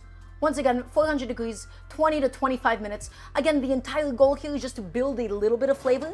The goal is just to get them all cooked down enough so that it can be nice and cooked for the lasagna itself. If we were just to bake the lasagna as is, it would be really, really soggy. Okay, it'd be super, super soggy. So I'm gonna go ahead and get my tomato sauce now back on the heat. It doesn't need a crazy amount of cook time or anything. So get it all back on. And I'm just going to go ahead and give it a proper stir around. Back on the stove on a medium heat. Once again, scraping up the sides, scraping up anything that could be possibly stuck. And we're going to keep cooking it down, my friends. Tastes delicious. In fact, I don't think it's gonna need that much cook time at all. We might just be blending it down really, really soon and calling it a day. Whew. Everybody, we got a lot of work ahead of us, don't we? We still got to soak the lasagna. We're making the sauce ourselves. We still got to be able to make the bechamel. Everybody, we are going to be busy today. We are going to be busy. And that's exactly the way that I like to be. So I forgot to set my kitchen timer. 23 minutes or so now, because a couple of minutes have ended up passing. So I just want to make sure that we're staying nice and organized as we go, everybody. And now, let's go ahead and get my parsley for today all nice and processed. Everybody, once again, I have all of this leftover parsley that I wanted to use it up for today. Chef, what makes a French lasagna French? Honestly, the zucchini and the eggplant. It's fairly traditional in a French lasagna. So, everybody, I have all of this lovely, lovely, lovely fresh parsley here. Okay, here is the number one thing, as you all may know. We never, ever chop herbs in this household. We never chop them, we never mince them, we never crush them. Once you start attacking them, and by chopping them like this, with vertical force, okay? With vertical force, you end up crushing it, you crush all of the cells, and then it ends up oxidizing, turning brown, and losing all of its flavors. So, everybody, we slice in this household. We do not chop, we slice. With a nice sharp knife, we use the full length of the knife. I need a yes chef from everybody watching. We're not doing this, but instead, we're going to take it and we're going to treat it like a little baby bird. We take the parsley, we bundle it up in our hands. Not so firmly that it, we crush its little brains out, and not so gently that it flies away. So everybody, we take all of my parsley. We're going to bundle it up in our hands like a little baby bird. Chirp, chirp. Okay? And now we take it and we slice it. We're using the full length of our knife, minimal vertical force, and we're slicing it nice and thin. We're not chopping this parsley. We don't crush it. We don't chop it. We're using minimal vertical force, nice and thin. We get to really, really preserve the texture and the taste of the parsley this way. If we were just to attack with a vertical force, by chopping it all the way down, it's going to turn brown. The bottom of your cutting board is going to turn wet. And you're going to get a bunch of crushed herbs instead of beautifully, beautifully sliced ones. Okay? So I'm going through it all. I'm continuing to process it. How did I learn to cook so well? I've been cooking for my whole life, Hannah. I consider myself an amateur professional, and I love teaching people how to cook. So everybody, we're just minimizing the amount of cells that we're damaging. That's right. Exactly, Puto. Okay? You got it. So we're going to go back around now. And again, I just want to make sure that I have no massive leaves, even if it's going to cook down. Just take it and slice it up. Also, Liam, thank you so much for the gifted sub. It's very sweet of you. Once again, everybody, thin slices. And if you like the show, if you like what we're doing here, please support me on Patreon if you are able to do so. My goal is to be able to keep this free without sponsors, without ads for everybody to watch. Okay. We're slicing, and we're slicing, and we're slicing, and we're slicing all the way through, my friends. And take a look. The bottom of the cutting board is completely dry. That's because we didn't do this. Everybody, I want you all to take a second. Oh, I did not mean to throw that all over my cutting board. Come back here for a second. Look what happens when we do a rock chop. My least favorite cooking technique. Look at what happens. Look. We do this. We're basically creating a massacre. On my cutting board, it sticks to your knife, and immediately things are sticking, and this is going to oxidize and turn brown, everybody. We're being so gentle with it when we just slice it, when we just take it and we just slice it, everybody. Also, is there another Vashre? Welcome on in, everybody. It's lovely to have you. So we don't chop herbs in this household. I need a yes, chef, please, and thank you. I know I say this every single time, but it is so important. Also, it's lovely to have all of you. Welcome on in, everybody. So we're taking the tomatoes, and I'm just stirring it up. Everybody, today we're going to be doing a French lasagna. You can type in exclamation mark menu. This is the best cooking show on Twitch, as you may or may not know. We're doing a French lasagna with zucchini, with eggplant. Today it's going to be completely vegetarian. And everybody, the beauty of a lasagna, the beauty of a baked pasta dish, is that it is so good in a home setting. Not only is it really, really impressive, but the fact that it is so reheatable. I think regular pasta dishes, where it's like, oh, we have to emulsify the pan sauce, we're making a carbonara. The issue with most pasta dishes is they're not good the second day. They're not good reheated. So at home, I'm basically these days only making baked pasta dishes. Baked pasta dishes, they just reheat exceptionally well. Also, hey, welcome on in. Lovely to have you. So all of my parsley for the lasagna is ready to go. We're building the tomato sauce, we're roasting the zucchini, we're roasting the eggplants, and now we also have to begin soaking my lovely lasagna sheets. And we'll talk about that in just a moment's time. But in the meantime, I'm just continuing to just cook down my sauce, and then soon enough, we'll be blending all of it down for today. Gorgeous. In fact, I could probably kill the heat now. I can tell you with confidence that that tomato sauce is indeed fully cooked through. So my parsley is done. My tomato sauce is just about done. We're going to let it cool off for a second, then we're going to blend it down. I'm going to set my kettle on to boil, and we'll talk about this really quickly. Everybody, one of the biggest hassles with making a lasagna or making any kind of baked pasta, okay, is needing to use a pot to be able to boil everything beforehand and to boil everything in advance. So instead, all that I do, okay, all that I actually do is I just do these oven-ready lasagna sheets and we give it a pre-soaking. Now let's talk about this really quickly. Why do we pre-soak them even if they're oven-ready? We pre-soak them because typically you have to have a much wetter tomato sauce. You have a lot of additional moisture to compensate for the fact that you're not pre-boiling them. So instead, we're just going to soak it in some hot water. We're just going to soak it in some hot water, and that way we get to manage your moisture a lot better. We get to manage it a lot easier. These lasagna sheets for today. Honestly, I don't think I'm going to use this entire box. I'm planning on fitting everything inside of this little guy. Also, Flowfish, thank you so much for the prime sub. I'm planning on fitting everything inside of just this little guy. Okay. Wait, mic kill? What do you mean, Jack? What are you trying to say? Is my mic dead? I don't think my mic is dead, is it? We do have another hype train though, that's exciting. So everybody, this is the tray that's gonna bake in. We're gonna soak the noodles in here, and then we'll be going ahead and then just rinsing out the tray, and it's all just going to bake inside of there properly and beautifully. My wireless keyboard did end up losing battery, so please forgive me as I just take a second, because I have a nice long USB cable that I can go ahead and plug that in. And I don't really, once again, I don't really see myself using too many of these lasagna sheets, okay? I don't see myself using too many of them. And so, let's think about how we even want to be stacking them. The lasagna noodles, also thank you so much for the gifted sub, Lucy, that's very sweet of you. The lasagna themselves, I'm trying to think, how do I even want to be stacking this inside? Am I just going to be doing it like that? Yeah, something like that. So 2, 3, 4, 5, 6, 7, 8. It's a little, you know, it's a little too long, right? I'm thinking 8, 9, 10. If I have extra, I have extra. And then I'm just going to go ahead and put these back into my pantry. So we're going to do 10 noodles for today. We'll see how much we could actually end up stacking it up. Also, Sluby, thank you so much for the sub. Thank you, that's very sweet of you. And then everybody, once again, we're pre-soaking these in some hot water. We're pre-soaking them in some hot water so that they do not, how do you say it? So that they don't suck up too much moisture out of our sauce, that we get to just basically regulate everything a little bit easier. Okay, we're going to be blending down my tomato sauce now. Okay, because I don't want it to be so chunky. We have the chilies, we have the red pepper inside. It's going to be really, really nice and delicious, my friends. So let's go ahead and get a little station ready for my tomato sauce blending. I need to get a little container for it. I'm not going to be using my NutriBullet or anything because it's a closed blender, and I need it to be open top for it today because I'm just going to be using my immersion blender instead because it's hot. If this was thoroughly cooled down, I could put this in a closed blender, but because it is hot, I'm going to need to do this, in an open top blender instead. So that's all ready to go. Let's go ahead and get my blender station all prepped, everybody, and we're going to begin doing that in just a moment's time. There you go, that's my blender cup. Those do look a little bit oddly short for lasagna noodles. I think my tray might just be awkwardly long, my baking pan for them. So they could just be my pan, G-Spent. Also, my camera is all wonky at the moment. That's a little bit better.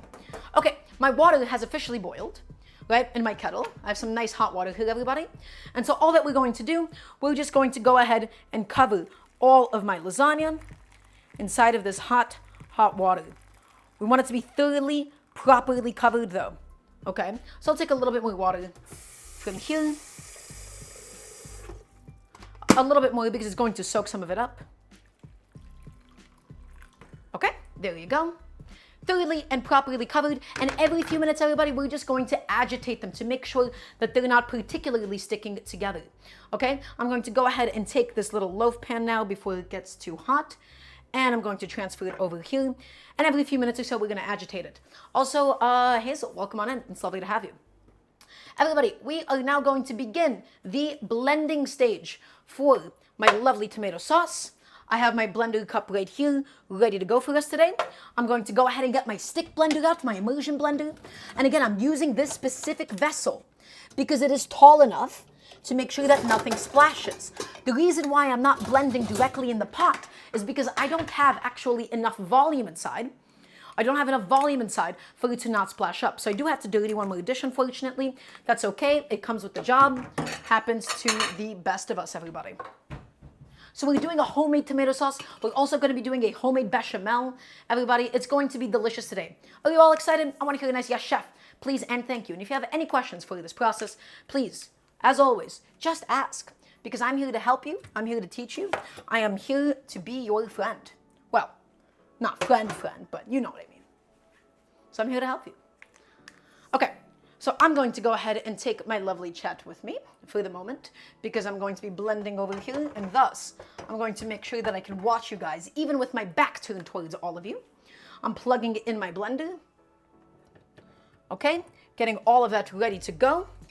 And now, let's go ahead and begin just filling up my blender cup. Let's see if I can get all of it done in one batch. And if not, that's okay too. I think I should be okay to get it all done in one batch.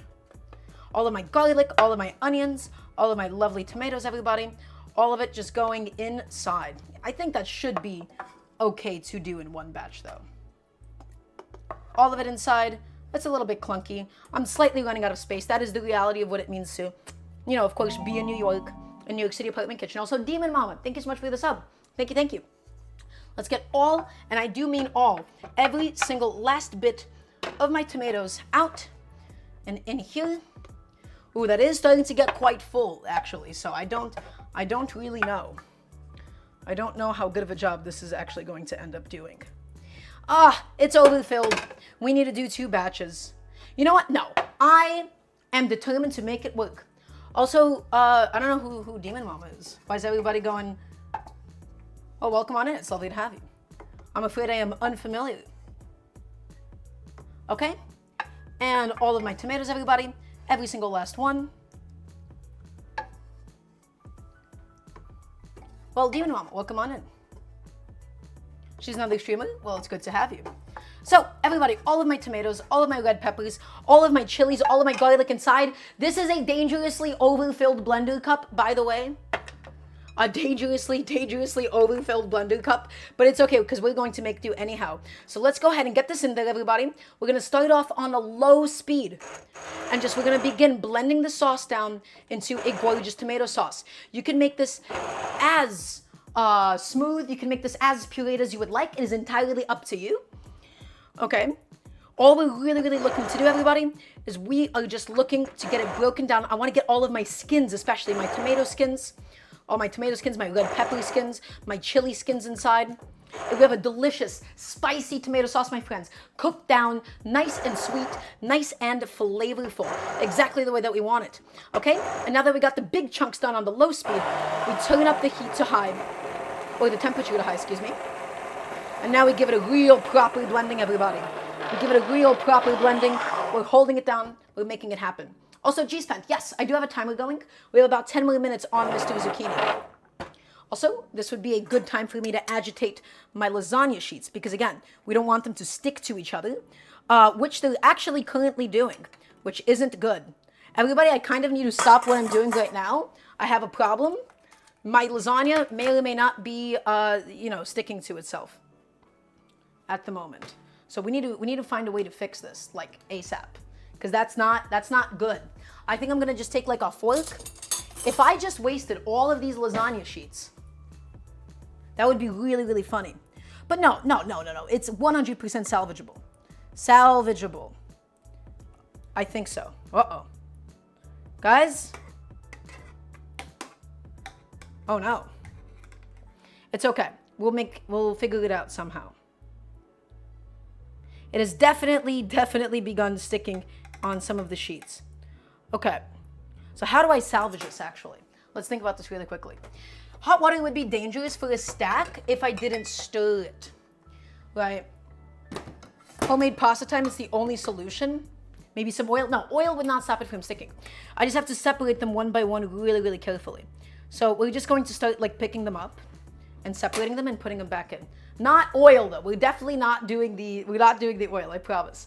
So a bit of a mishap. It happens to the best of us. What would be a nice gentle tool?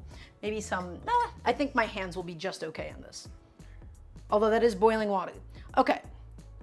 So, let's go ahead and do this. Let's go ahead and, guys, I don't know. I didn't really have a protocol in this for mind. I thought I would be a lot more attentive than that. This is what happens when you walk away for a little too long. Let's just go in one sheet at a time. Woo! Really hot. But you have to just be gentle. You just have to be delicate with it so that it doesn't break or anything. Because towards the middle, oh, buddy.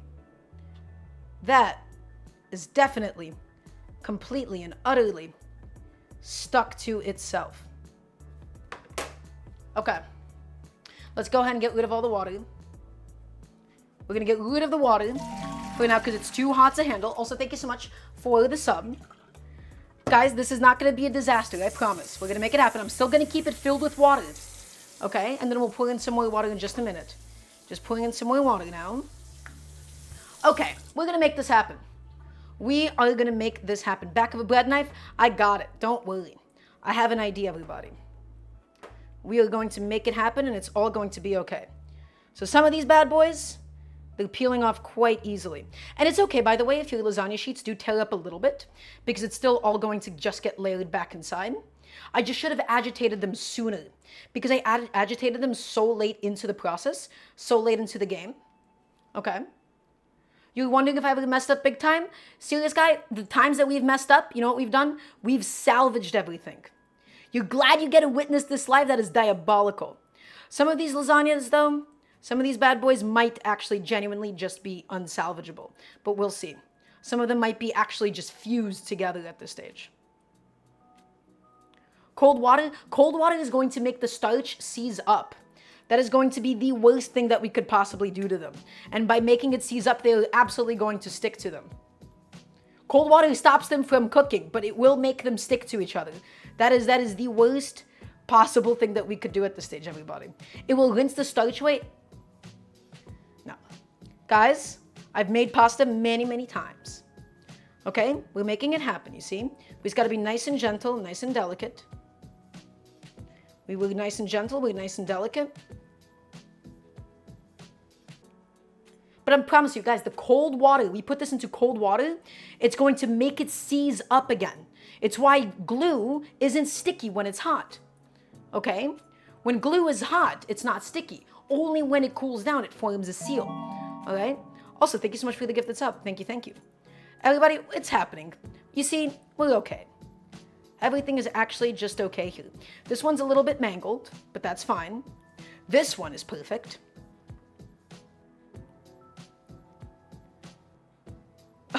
Gasoline? I don't think gasoline's gonna be the solution here, guys. I'm not gonna lie. Maybe some diesel? That's a good one. Thank you. Yeah, diesel would be perfect. It's okay. And these little scrap bits, all of them are still just going to end up getting used anyways, because it's a baked pasta. Guys, I'm here to show you what it means to cook at home. And guess what? Sometimes life happens. Sometimes shit happens. Sometimes you forget to agitate your pasta in time, and so they stick to each other. So you know what we do? We will figure it out. We'll figure it out. We'll still make it happen, everybody, because guess what? Country girls make do. I just love referencing that picture. It is such a good photo. Okay. We're making it happen. We're going to be just fine, everybody. Even if we end up mangling some of these sheets, it will be okay. Now, this might have been more effort than just separately boiling them, but whatever. Whatever. Some of these thick ones, it'll be just fine too. Okay, and I just really want to get this layer detached from this lasagna sheet. So, you know what? It happens. It happens to the best of us. Let me see. How are we doing here? This one might just actually be too far gone, actually. Okay, this one is probably too far gone. We're still going to be saving the thin bits off of it. This little thick bit here is a little too thick for us today. And let's just get all these back into the water. The nice thing about them, now that they've actually undergone this process, they're not really going to stick to each other again. They don't really do that, so we'll be okay. The only solution that we could have had was just to make sure that we agitate them. Yeah, there you go. All of them, now ready to go. It's all gonna work out okay. I'm reassuring myself sometimes, because I need it too, quite frankly. I need that reassurance too. Oh, that one is perfect. Again, it's a lasagna, everybody. A lasagna, it's still all going to bake up great. It's all still going to bake up really, really delicious. It's all gonna be great. I'm just gonna go ahead and get some hot tap water on them instead. So, we've learned a little lesson today, which is when we're doing this process, guys, do not neglect the lasagna. Do not neglect them. Can I please get a yes, chef? We do not neglect them. We have to make sure that we agitate them. This is what happens when you're a little forgetful, when you're trying to juggle too many different things at once. We neglect things, okay? Do not bite off more than you can chew. That's all. Okie dokie. So, now that that's done and that's over with, I'm just going to agitate them one more time just to really make sure that they're all doing okay. And they all seem to be perfectly fine now. They all seem to be doing great, in fact. My lovely lasagna, it's all going to be okay. It's all still going to work out. None of them are sticking to each other anymore. We got it all happening. It's all fixed. We might have lost a little bit of lasagna. We might have mangled up some of it. Is everybody still watching? I want to hear a nice yes, chef, from everybody watching here, please and thank you. I just want to make sure that we're all still here, despite, a little bit of turbulence. Happens to the best of us. It just does happen in the kitchen sometimes, okay? So let's go ahead and continue blending down my lovely tomato sauce. Let's blend it down. Let's make it all nice and smooth.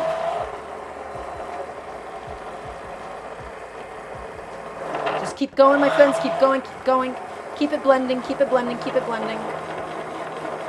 Want to get all of the skin processed, okay? All the tomato skins, all of my red pepper skins, all of my chili skins, because they're really papery. We don't want to bite into that when we're eating. So we're blending and we're blending and we're blending. And we're getting our sauce really delicious.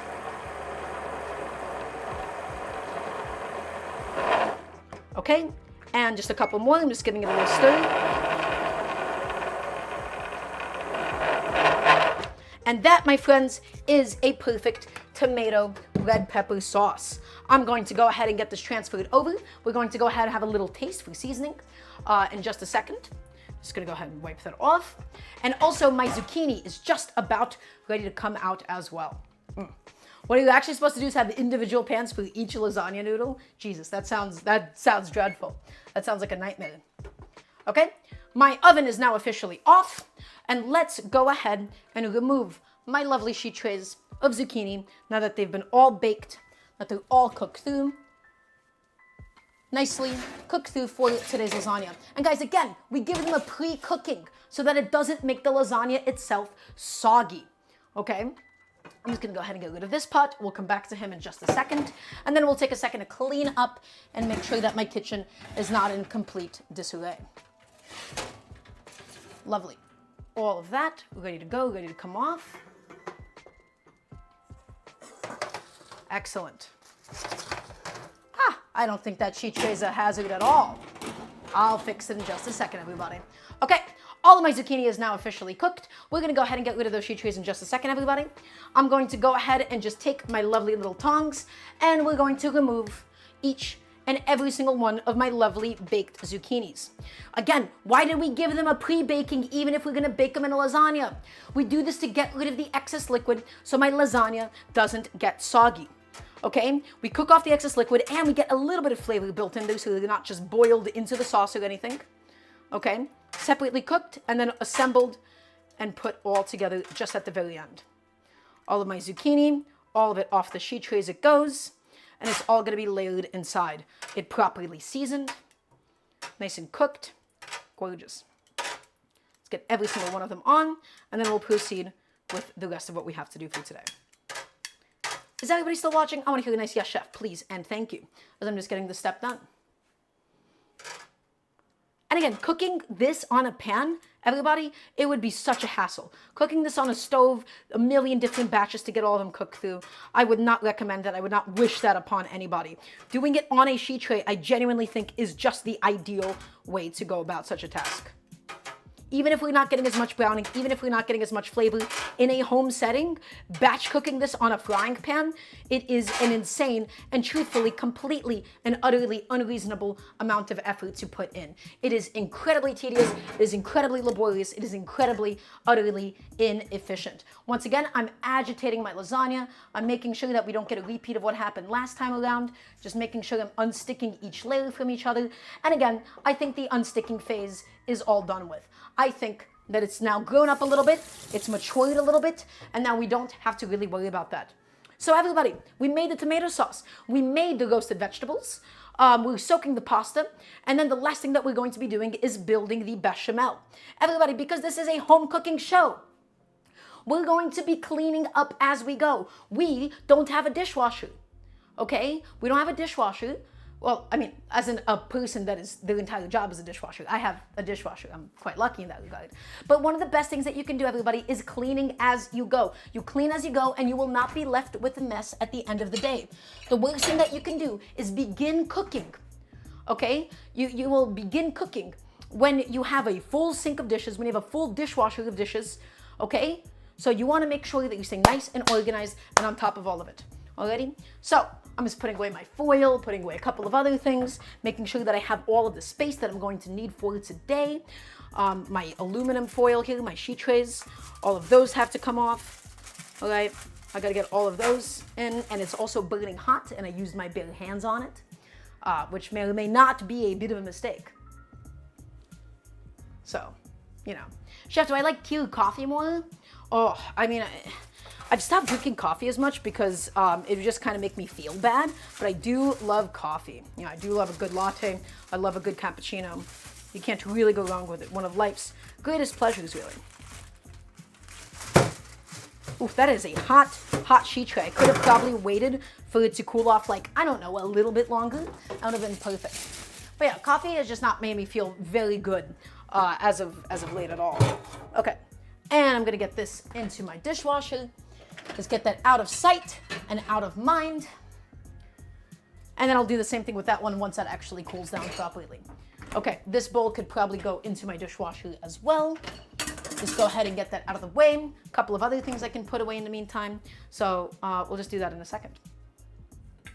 Dump out my waste bowl. Remember, everybody, clean, clean, clean as you go. That is one of the most important parts about cooking. You cannot neglect it. You cannot just save it towards the end. You have to absolutely clean as you go. Okay? You have a little bit of passive time. You just got done with a task. Clean it up, get it done, get it out of sight, and get it out of mind so that you can continue cooking your best life. Okie dokie. That's a couple of things gone. That's a couple of things out of the way here. Makes my station a little bit more organized. Well, Velvet, that's just going to be a separate dish. You're going to see it. You're going to see in just a second what we're going to be doing with that. The first thing that we have to do is actually build and properly assemble Mr. Lasagna. We still have to do the bechamel, so we're still being busy today. But first, let us have a taste of my lovely tomato sauce, everybody. Ready? So, Elf, it's going to have some mozzarella. We're going to still keep up some mozzarella. This is my lovely tomato sauce, everybody. Okay? It's made with the red pepper, made with the chilies, tomato, garlic, and onions. Have a little taste.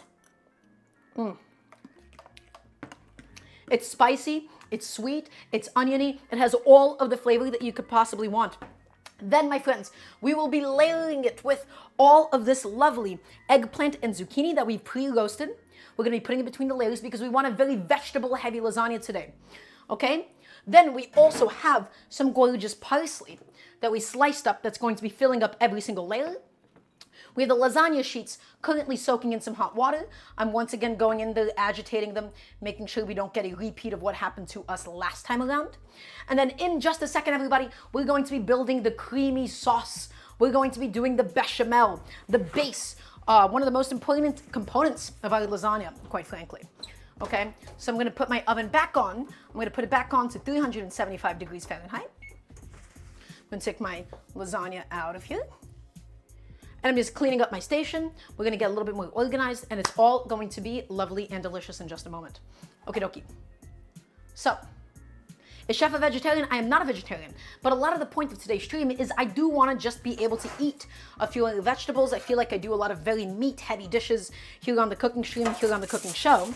And so, I want to just challenge myself a little bit to not just always do the same thing each time, right? I love eggplant, I love zucchini. I want to get more comfortable with cooking each one of those, especially in a home setting. And so, that's what this is for today.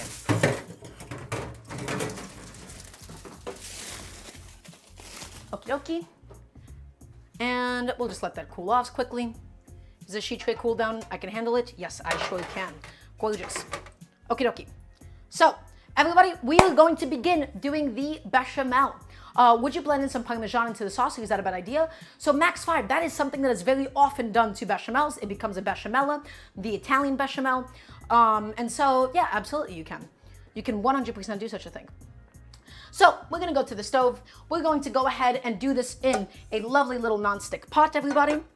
Okay? And this is really, really important. Okay? This is really, really important. I'm going to be showing you how to make a bechamel. These are techniques, these are fundamentals that you see used in Cajun cooking, in American cooking, in Southern cooking, when you're making a gravy, all over French cooking as well. My ratio that I am using is 2 cups of whole milk, 2 cups of whole milk, maybe a little bit less, maybe like 1 sip less, 3 tablespoons of butter, and 3 tablespoons of flour. And we're going to be building this little fried flour paste. We build the fried flour paste, and then we'll be slowly whisking in a bunch of milk inside. And we'll be letting it cook, okay? And then it's all going to thicken, and it's going to be nice and delicious. We'll be seasoning it today, everybody, with a little bit of freshly grated nutmeg. Very classical French thing to do. To pair anything dairy, anything that has dairy inside of it with nutmeg. You see that all of the time in French food. Guys, that tomato sauce is absurdly delicious. That is lovely. So almost all the components for today are done. All we're doing, everybody, we're just heating up the butter. We're gonna get it nice and melted, and then we'll be frying the flour inside of the butter. We'll be slightly toasting the flour. Hey, chef, say squirrel. Why? What are your motives? What are your intentions? And yeah, the sauce is super simple. The sauce was just salt. It was really simple. It was really, really delicious. Okay. So I'm just getting all of my components nicely organized behind me. Getting my butter down nicely melted. And we don't really need brown butter for this, although if you did want to, it would be really, really delicious. It would be a pretty good idea. But that's not really what I'm going for today. Just putting my pasta away and into the shelf. Where did I originally put it? Why do I not have space for it anymore? I had it in here. Excellent. Okie dokie. And now, let's also go ahead and just get rid of this pan really quickly. I just want to make sure that I have some space. Okay, everybody? Now that my butter is getting nice and melted, I'm going to go ahead and take a silicone-tipped whisk because I'm going to be using this on a non-stick pan. If you were on a stainless steel pan, then you would be totally okay to use a metal whisk. Okay. Chef, do I use flour or starch for the sauce? I'm just using basic white flour, basic all-purpose flour, everybody. So I'm going to go ahead and continue melting this butter down until it's all melted, until it's all ready to go. Then we're gonna fry the flour and then slowly but surely whisk in the milk. So is everybody ready for the step? It's going to be laborious, it's going to be some effort, but at the end of it, we're going to be rewarded with a beautiful bechamel. So I need to hear a nice yes, chef, from everybody watching, and I mean all of you. I mean every single last one of you. So, my friends, we're going to go in 3 tablespoons of flour to 3 tablespoons of butter.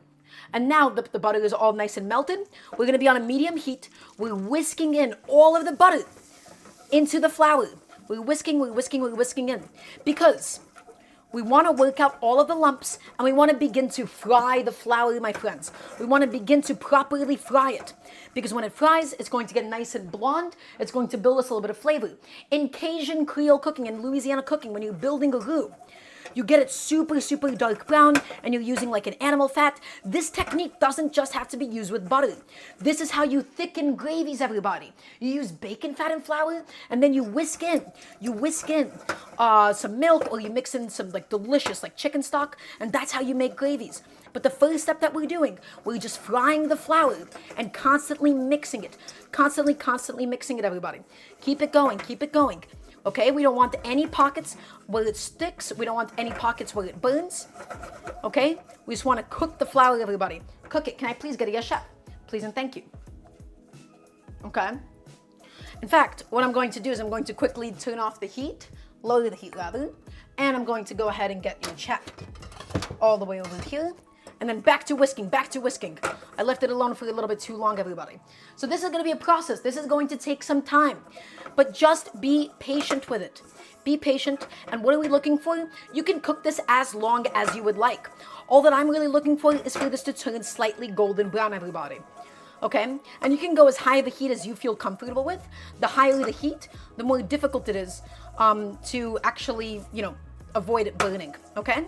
So start on a low heat if you're new to this. Higher heat if you're a little bit more experienced. So it's going to get a little bit liquidy. We're continuing just to fry the flour, everybody. We're frying the flour inside of all of that fat, inside of all of that butter. Okay? We're getting the edges as well, because we don't want to forget about our edges. And we're going to keep going until this is nice and golden. Cleaning your kitchen so that you can now cook. Well, I'm happy for you, great ADHD. I'm glad that I was able to inspire you. So keep whisking, everybody. Keep whisking, keep whisking.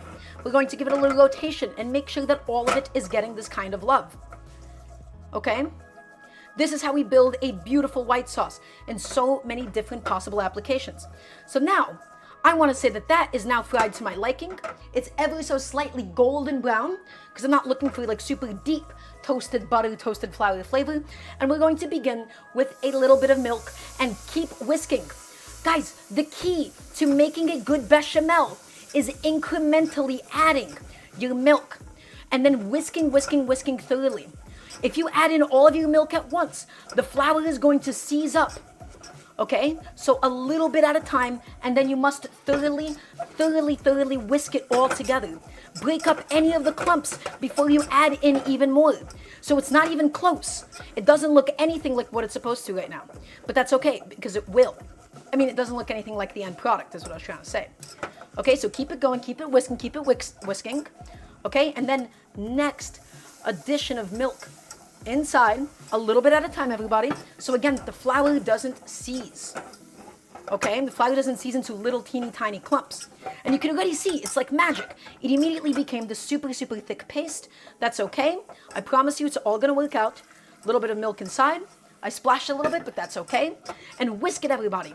Whisk it, whisk it, whisk it. You cannot over whisk it, but you can definitely under whisk it. And it's going to get nice and homogeneous. Nice and starchy, nice and homogeneous, okay? It's almost like a little dough ball. This is, by the way, how you make cream puffs. How you make cream puffs, you start them out like this and then you whisk it in as well. Okay? And then let's do the next increment of milk inside. And again, incrementally is the key, everybody. Incrementally. Because if you add in all of it at once, you're going to get a lumpy bechamel. You see how lumpy it is? You see how it's not perfectly smooth and creamy? That's because we need to whisk it. And if you added in all of your milk at once, you're just going to get a bunch of clumps throughout. Okay? So mix it and whisk it and mix it and whisk it and mix it and whisk it. And now more milk, my friends. A little bit more milk. I'm feeling a little bit more comfortable to add some more now. There you go. It's happening. It's coming together. Okay? And again, what do we do, everybody? Chat? I want to hear what we do, and then the chef, please. What do we do it? We whisk it, chef. That's what I want to hear from everybody, please. And thank you. There you go, everybody. You can see this is the beginnings of a beautiful white sauce. Now let's go in with some more milk now. Let's go in with some more milk. Nice big splash of milk right inside. And soon enough, everybody, we can add in the rest of it. But by doing it incrementally, that is the trick to making sure that it's not lumpy. By whisking in each batch of milk thoroughly. That's how we stop the starch from seizing up into these little balls. If you add in all of your milk at once, you're going to get a lumpy bechamel. And chat, you do not want a lumpy bechamel. Look at that look. Look at that texture. Look at that viscosity now. That is exactly what I'm looking for. And now we can do a little bit more milk. But again, not all at once, everybody. It's all coming together. Why is it all coming together? Because we did it incrementally. That is the key, my friends. That is the key to a beautifully done homemade bechamel. That is nice and smooth. That is nice and creamy. And now we can go in with even more milk, bit by bit by bit. Not, again, not all at once. The starch at any point could seize up. Okay, so let's be generous, let's be patient. Don't stop whisking, everybody. Do not stop, do not stop. Keep it going. And look at the viscosity. Look at the viscosity. Look at my perfectly lump-free bechamel. Better than most French chefs who say, oh, you have to use heated milk and add it all at once. No, everybody, I'm telling you, incremental additions. That is the key to a perfect, smooth, delicious bechamel. That is the key. There is no secret. You just have to do things incrementally. And we're whisking. And we're off. And we're whisking. And we're whisking. And we're whisking. Oh. Okay? And a little bit more. And then we'll add in the rest.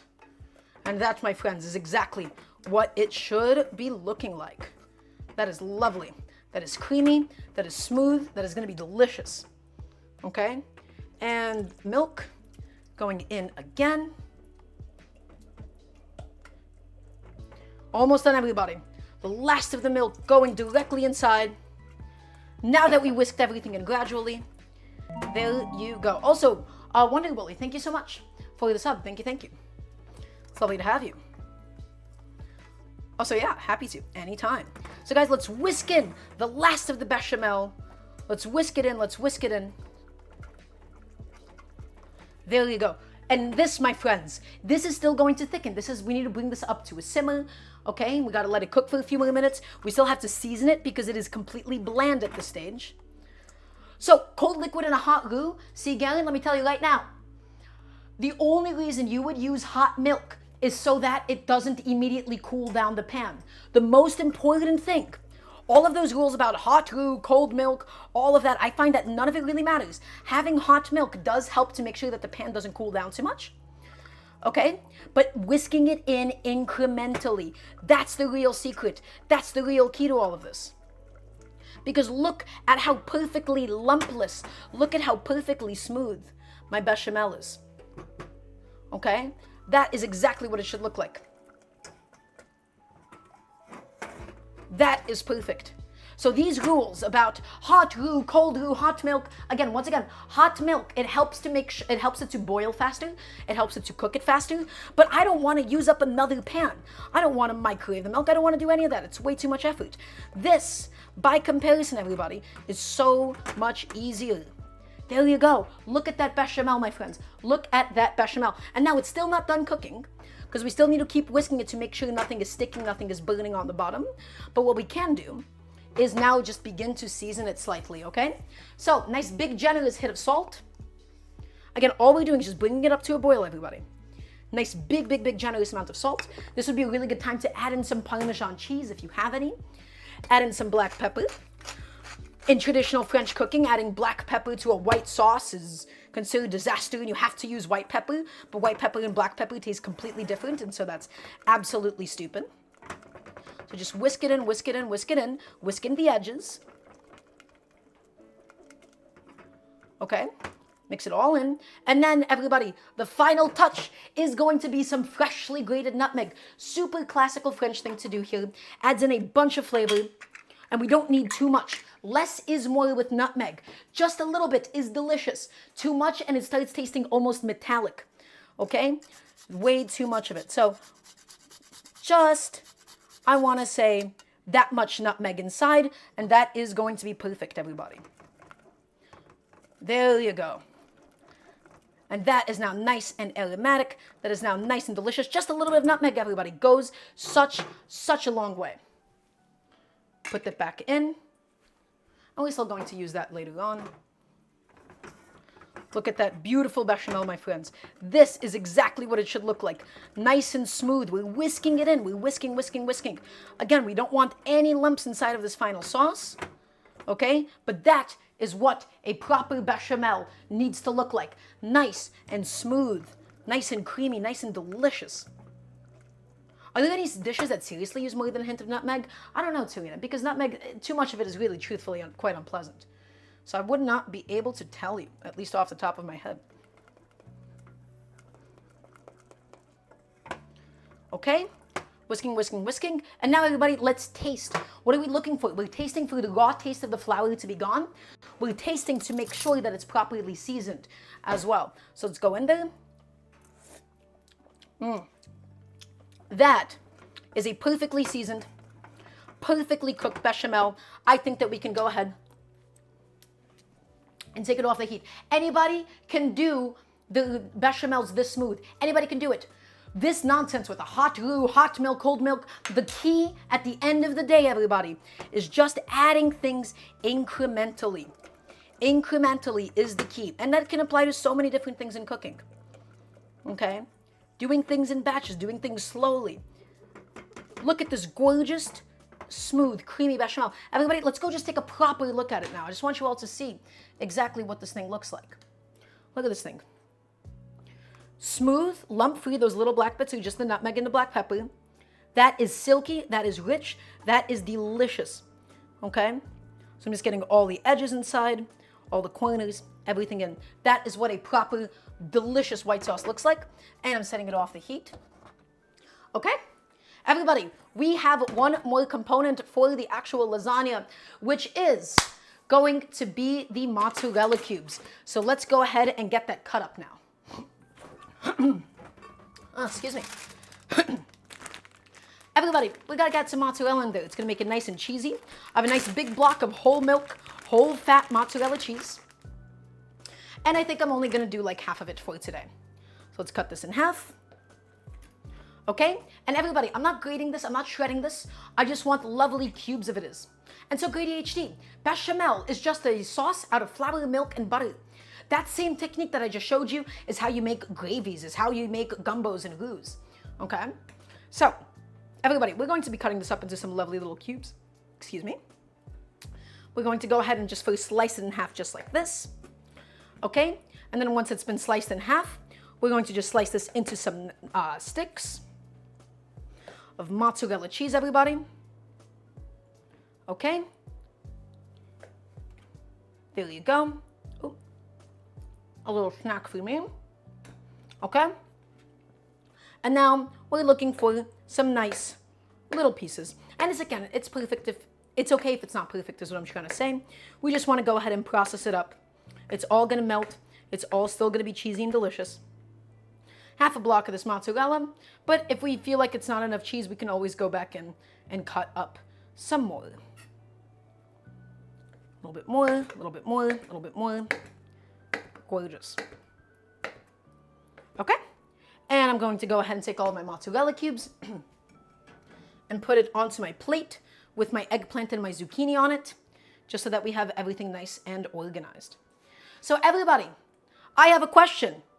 Are you ready to build this lasagna? Are you ready to build this thing? Are you ready to go ahead and make it properly done? You all ready for this? It's going to be wonderful. So I'm just getting all of my components ready before we start building, getting all of them ready, getting everything cleaned up as much as I can. It's going to be lovely. It's going to be delicious. I'm really, really excited about this, okay? So just taking a second, and we're going to build, and we're going to strain off the lasagna sheets as well. That does need to happen.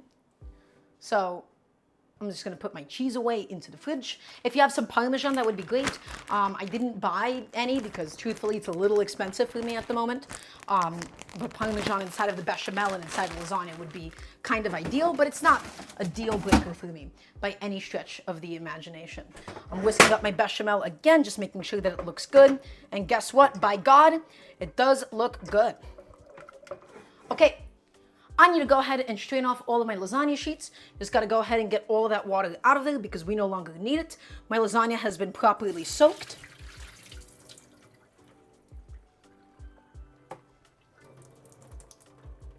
Okay, everybody, one of the last things that we're going to need to do is we're going to need to dry off all of my lasagna sheets.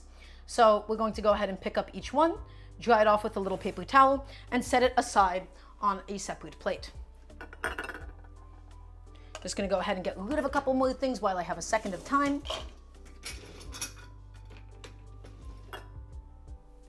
Okay, and I think this plate will do just fine. I'm just going to go ahead and wipe off. I had some milk on, I have some olive oil on it, but I think it'll be okay.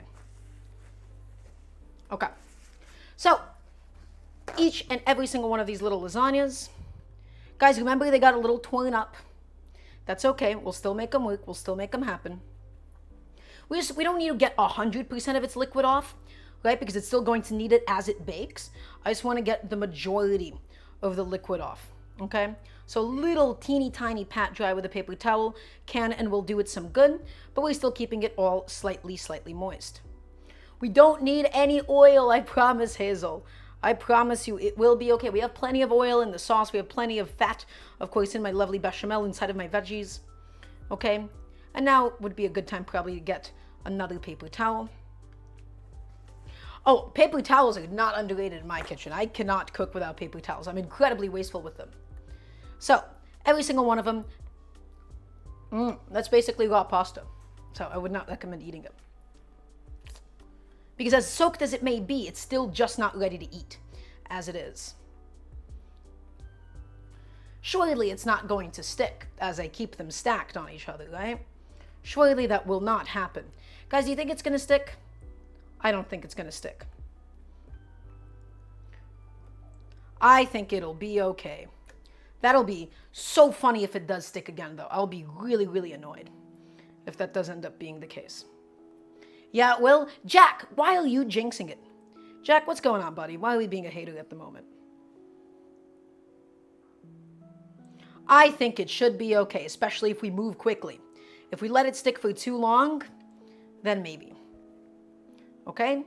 All of them off. I think it'll be just fine. Okay. Each and every single one of them mostly dried off. Again, we still need a little bit of liquid in there to help it all cook. It doesn't need to be completely bone dry or anything. Just getting rid of the excess liquid. Okay? And there you go. That looks good. Yeah, that's a really, really thick sheet there, but that's okay. Okay, and I'm gonna pull off this liquid from the pan, and then I'm gonna finally dry that off for good. Everybody, you know what time it is? Chat, do you know what time it is? It is time for us to build a lovely, beautiful lasagna. It is time. We have done it. We have done every single last one of the little components for today's dish. Every single one, my friends. And so everything is going to begin with our incredible tomato sauce. Let me go ahead and get my little ladle out that I have for my tomato sauce. My tomato red pepper sauce, everybody. Okay? Delicious, charred, smoky, nice and sweet. So 2 ladles of it down just like that. Okay? Get it up, get it around. Nice thin layer on the bottom. Is there a list of the ingredients? Not particularly, Velvet, because I'm not here to teach you a recipe. I'm here to purely teach people technique. Okay? And so, I mean, you can type an exclamation mark menu if you would like, but again, my goal is not to teach any of you here a recipe or anything. And so, the beauty of actually having some broken up pasta sheets is we can actually kind of fill in some of the blank spaces with them. Okay? So that we can just assemble a really, really nice flat layer of that, just like that. Okay? And now, my friends, let's go ahead and get in some of my lovely bechamel. I'm just whisking it up just to make sure that, again, it's completely lumpless. I wish I did transfer it to a different container, though, because taking it out of the pot's a bit of a hassle, but that's going to be okay. We will just have to make do today. So, everybody, nice little layer of bechamel gonna just be going down. We'll just ladle it on. Okay? A little bit on just like that, and then we're spreading it out with the back of the ladle. And it's okay if some of it gets on the edges. Honestly, I think a little metal spoon might be kind of the ideal tool instead of, that. A little spoon. Let's layer it on, everybody. Let's get that bechamel nicely spread out edge to edge. Okay? And now, let us begin with all of my lovely vegetables, everybody. We have a lot of eggplant to go through. We have a lot of eggplant, we have a lot of zucchini. So let's do them incrementally like this. We're going to first do a layer of purely eggplant going inside. Okay? Eggplant just directly on in that base layer. Perfect. Well, actually, I accidentally got 1 zucchini in there, but I think that'll be okay. I don't think that'll be a problem. So good. So delicious. Okie dokie. And now, let's go in with a nice layer of our tomato sauce. And we're going to do the cheese after this initial layer. This initial layer is just going to be really, really simple. But my tomato sauce, everybody, it's going down now.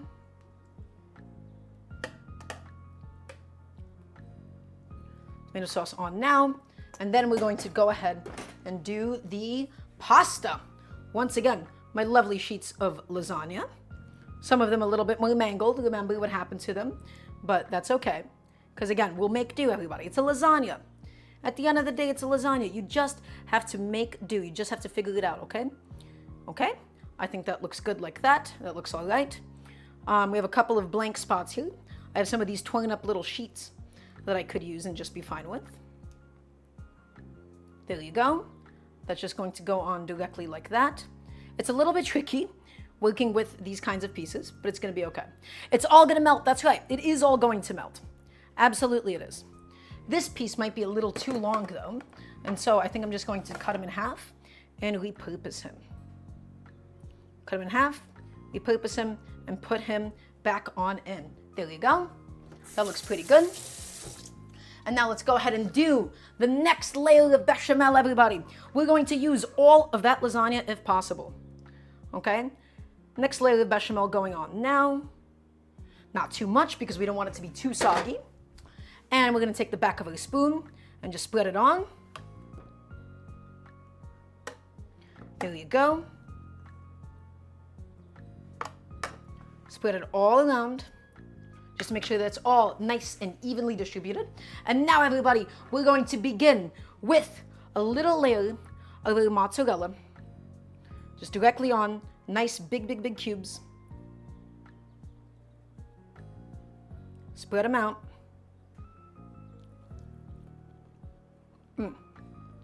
And then we're going to go on with a layer of the zucchini. And really stack it on, my friends. I want this lasagna to be filled with vegetables today. So truly, properly stack it on.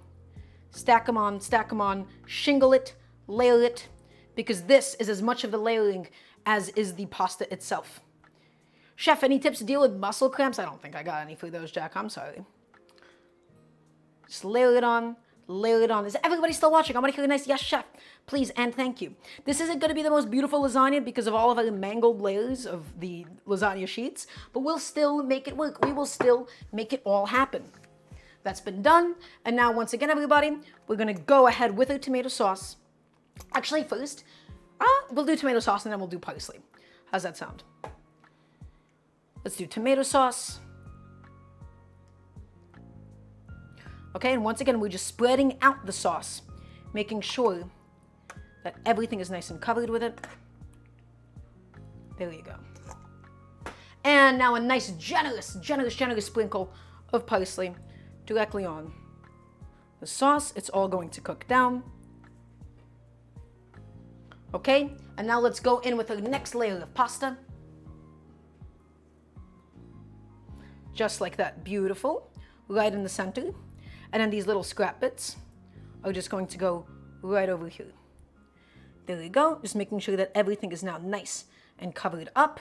Honestly, guys, the lasagna being mangled, in a way, is its own little blessing because we get to go ahead and just make sure everything is covered up now instead of just having like the big gaps, right?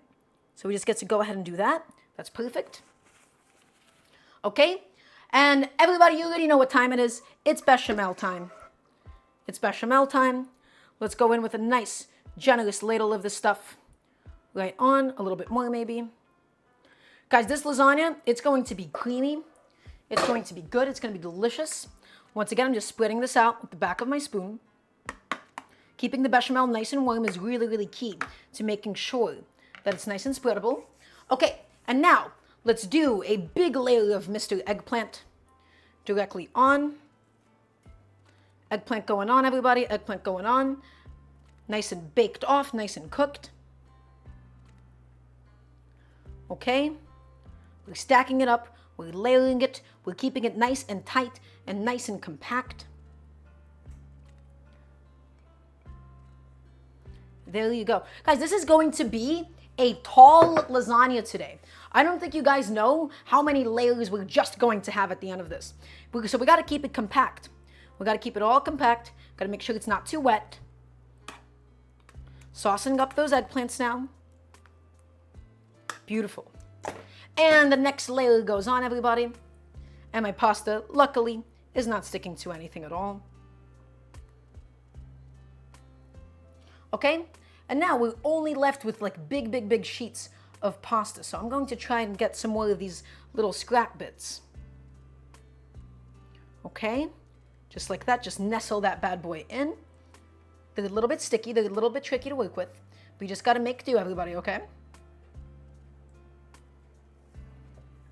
And then I think what I'm going to do is I'm actually just going to tear off a little piece of the lasagna itself.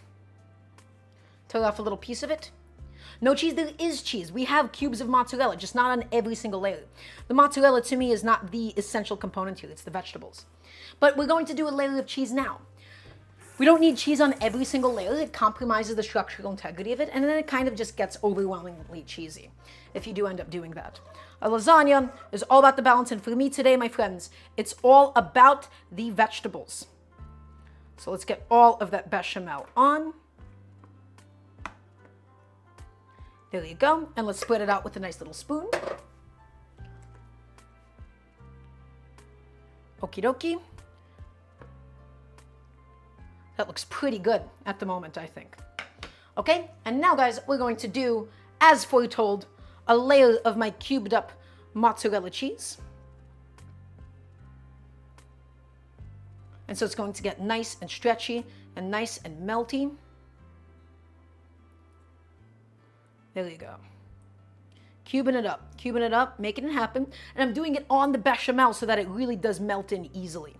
Okay, there you go. And then let's do a layer of my lovely zucchini and let's get it on nice and flat. All the way throughout. My zucchini going on. Again, we pre-cooked it so that it wouldn't be too soggy. Guys, do you see how tall this lasagna is? Do you see how many vegetables? Do you see how much we're actually putting into this thing today? We're putting in so much love. We're putting in so much effort. We're putting in so much affection, everybody, because I want to have a delicious lasagna. I'm not messing around when it comes to it. Okay? So that looks good. And let's also do a little layer of parsley. Again, the parsley layers don't really matter when and where you do them as long as it's not directly on top, because then the parsley just ends up burning. There you go. And then some more sauce. We have a lot of layers to this bad boy today. So the sauce. Okay, and we're just spreading the sauce out a little bit. And then everybody, you know what time it is. It's time for another sheet of lasagna just going directly on. We're going to need some of the thinner bits now. Once again, just get that on. Just get that done. And again, it's okay if it has some gaps, if it has some holes. This is the kind of a thing that you can absolutely just patch up. Okay, I think that looks okay. We could probably do 1 to 2 more layers as long as I make sure not to stack it up too high. This whole thing is filled with so much pasta. And my bechamel going on. There you go. Making it nice and cheesy and creamy. Is everybody still watching? I want to hear the yes, chef. I want to make sure that I have all of your attention for something as prestigious as this. And we're patting it down. We're making sure it's nice and flat. Look at that. Okie dokie. And now, what are we going to need? We're going to need some more eggplant. So let's get these little thin sheets of eggplant stacked on.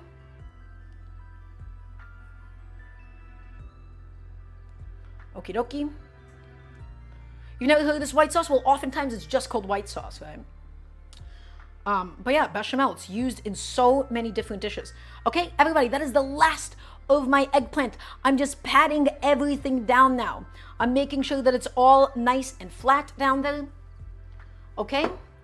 And then we gotta do tomato sauce. There you go. Gotta do the tomato sauce.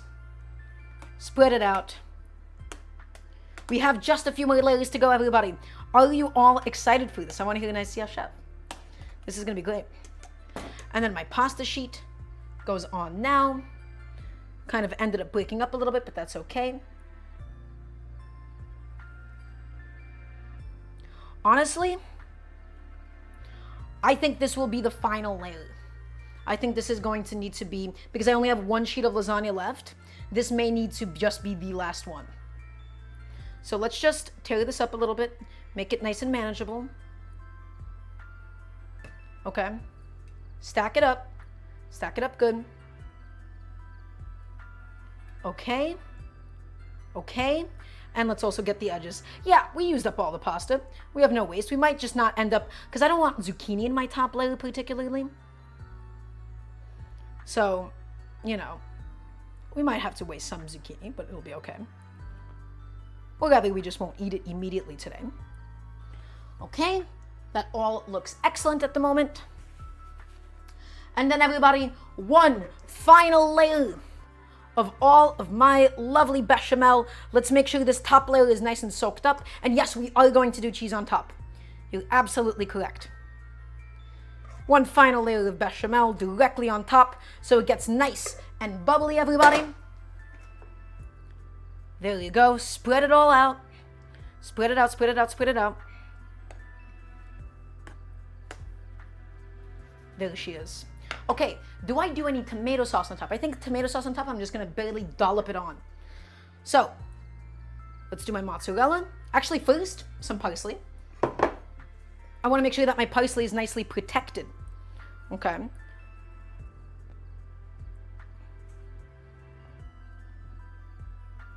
There you go. And now let's cube on some of the cheese. This is where we wanna be really, really generous with the cheese, okay? Nice big cubes of the stuff. Keeping it nice and flat.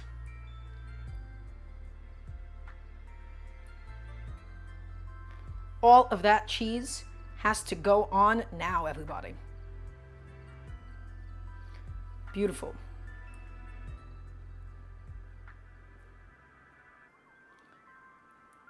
Okay. And a few more little cubes, everybody. And then we're done. Then we'll clean up a little bit. We'll work on everything else that we got to do for today. We'll wrap it up. Today's stream is a little bit longer than I anticipated. This is taking up a lot of time because we did every component from scratch.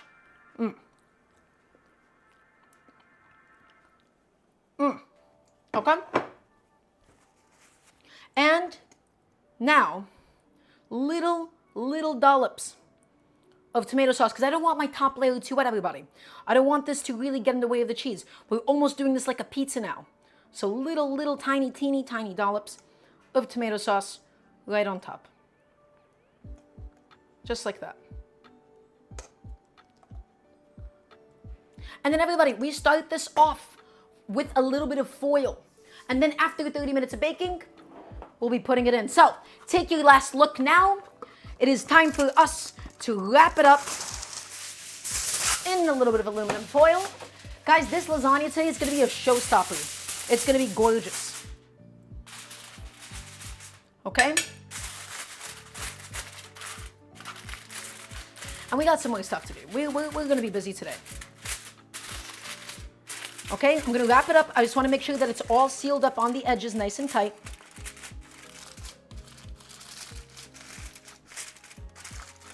All along the edges, perfect. And this, my friends, I want to show you all how thick this lasagna is, because this is a thick lasagna. Guys, look at this thing. Look at this thing. That is how thick. We have pasta, we have filling, we have vegetables all the way up to here. Look at this thing. So, in a 375-degree oven for about 30 minutes or so, and then we are going to take the lid. Actually, wait, I made a mistake. I want to put this on a sheet tray, so it's a little bit easier for us to take out after.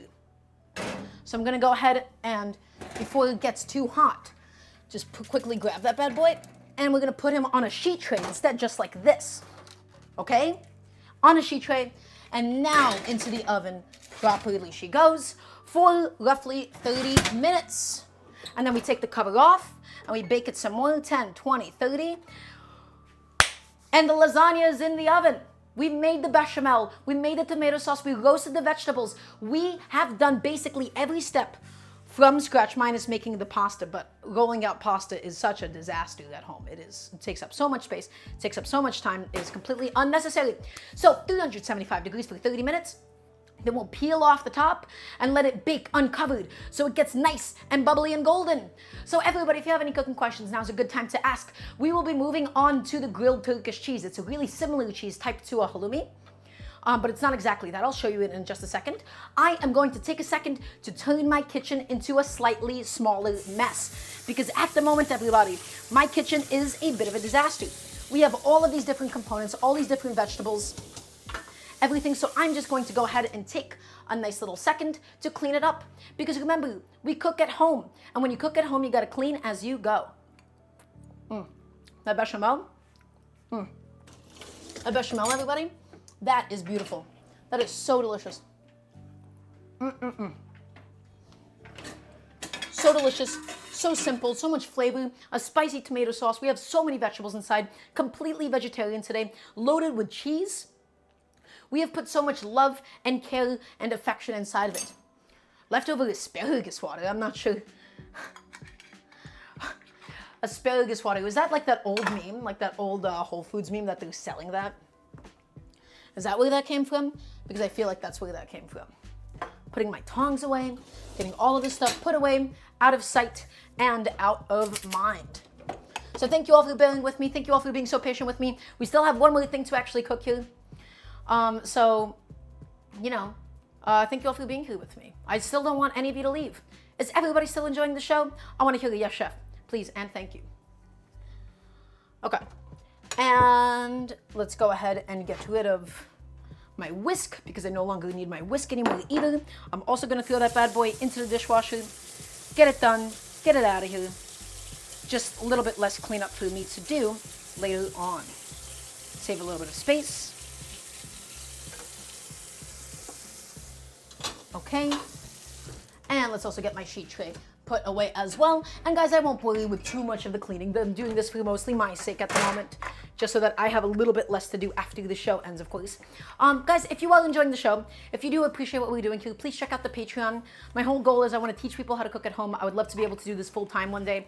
And so in order to do that, any and all help would be really, really appreciated. You can type an exclamation mark Patreon. You can just go into the About section rather. Okay, any and all support is really, really appreciated. Okay, just continuing to clean up a couple of things, continuing to get rid of a few things. A few more things just to put away before we can move on.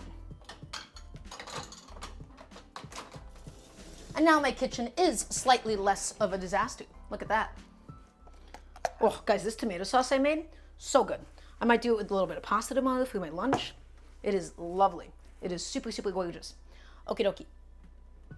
And that is the majority of it all. I'm not going to need this sheet tray for anything. So I'm going to just put that back in here.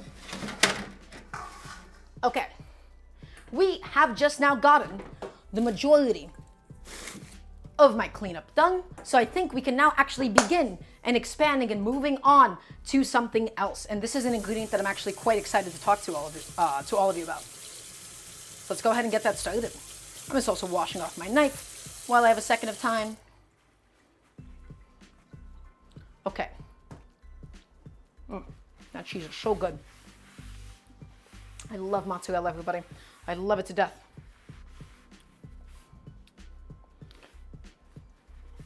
Oh, actually, my cutting board is kind of like nasty and covered in cheese, so I think I'm just going to get a fresh one in the meantime. Okie dokie. And that should be good for our purposes today. Everybody, let us begin with the next stage, the next step, something for us to do in the meantime as a nice little appetizer almost. I'm going to show you this really, really cool ingredient. So, what is halloumi? This is a question that I know a couple of people have asked me before. This is not something that a lot of you know about. This isn't exactly halloumi, but it's a different kind of cheese. We'll talk about this in a second. There's forms of cheeses, everybody. I need you all to tap in. I need all of you to listen to this really quickly, okay? I need a yes, chef. I need to make sure that all of you are listening to me at the moment. So, this, my friends, is called grilled cheese. This is a type of Turkish cheese. It's really similar to halloumi.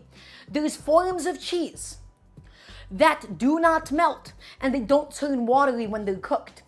Things like halloumi, things like grilling cheese. There's also a really, really common Mexican cheese that is used for these kinds of things. I'm going to be heating up some water and talking to you about it. This is cheese that you could put on to a hot pan with some oil, get some beautiful color on it, and almost cook it like a protein. You're cooking it almost like a tofu, essentially. And that is the beauty of this kind of cheese. It's a really, really delicious source of protein. It gets really nice and crispy on the outside. It gets really, really flavorful. Halloumi, this is Turkish grilled cheese. I don't actually know the exact name of it, but you can barbecue it, you can grill it, you can put it on a flat top. So it's really, really good, everybody. It's really, really delicious.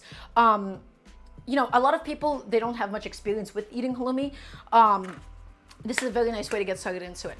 And so, we're going to be slightly searing this, cooking it like a protein, and we're going to be dressing it up. We're going to be dressing it up with some herbs on top, with some lemon juice on top, with some olives on top, and just have it be like a nice little appetizer. I haven't had some of this stuff in a while. I find it really, really delicious, and so, I just wanted to go ahead and eat some. Okay? So, let's go ahead and get started. I'm going to go ahead and just find a way to peel this thing, although that does look a little bit difficult. And I will say, I'm about to do something that I don't typically do. I'm about to tell you guys that I don't know something, and usually I kind of know everything when it comes to food. Compared to most, I kind of know everything. I need to soak this in hot water. I am not entirely sure why this gets soaked in water before you actually cook with it. Okay, so this needs to be soaked for about like 15 to 20 to 30 minutes or so. I don't actually know why. I haven't really experimented with not soaking it versus soaking it.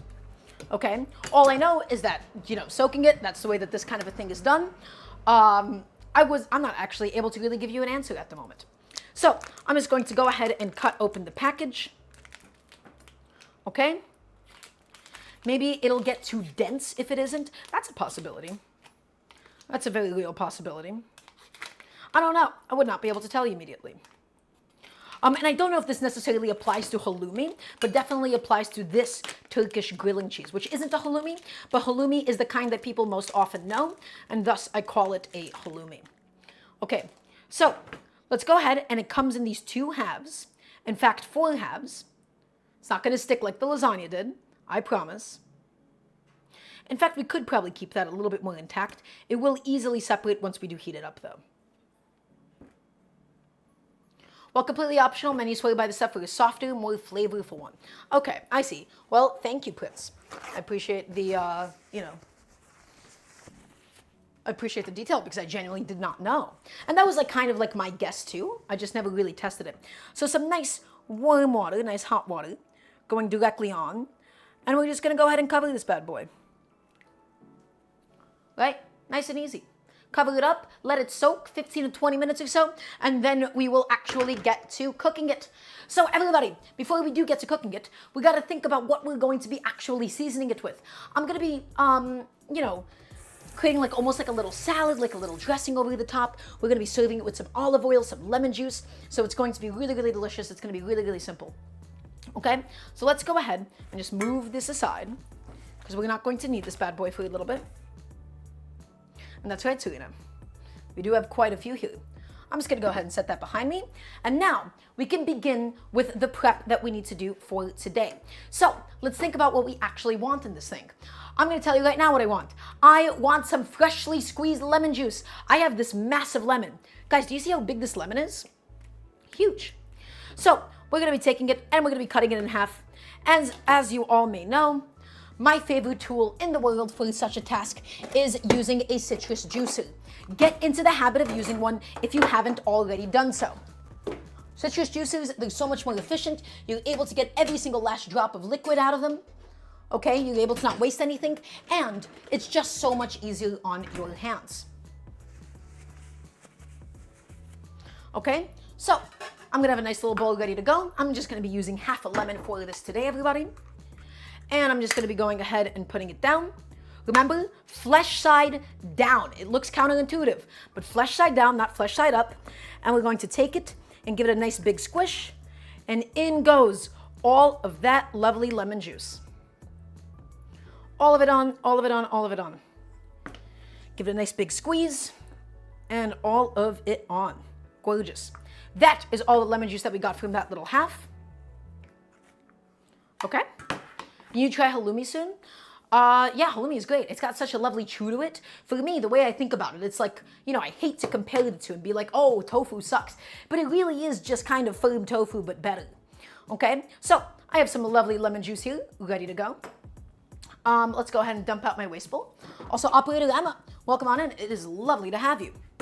So that lemon juice is now ready to go. That is now done with. What else are we going to need for today, everybody? We're going to need to go ahead and grab. I have some fresh cilantro ready to go, waiting to go. We're going to slice it up. We're going to slice it up, and we're going to be garnishing my lovely cheese with this today. Okay?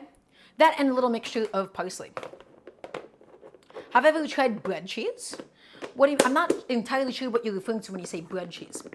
Found you from your regular Rose Waltz. All right. Well, thank you for stopping by, Operator Emma. As always, everybody, if you have any cooking questions whatsoever, please feel free to ask me, and I will do my best to answer them. Because remember, at the end of the day, I am here to help you out.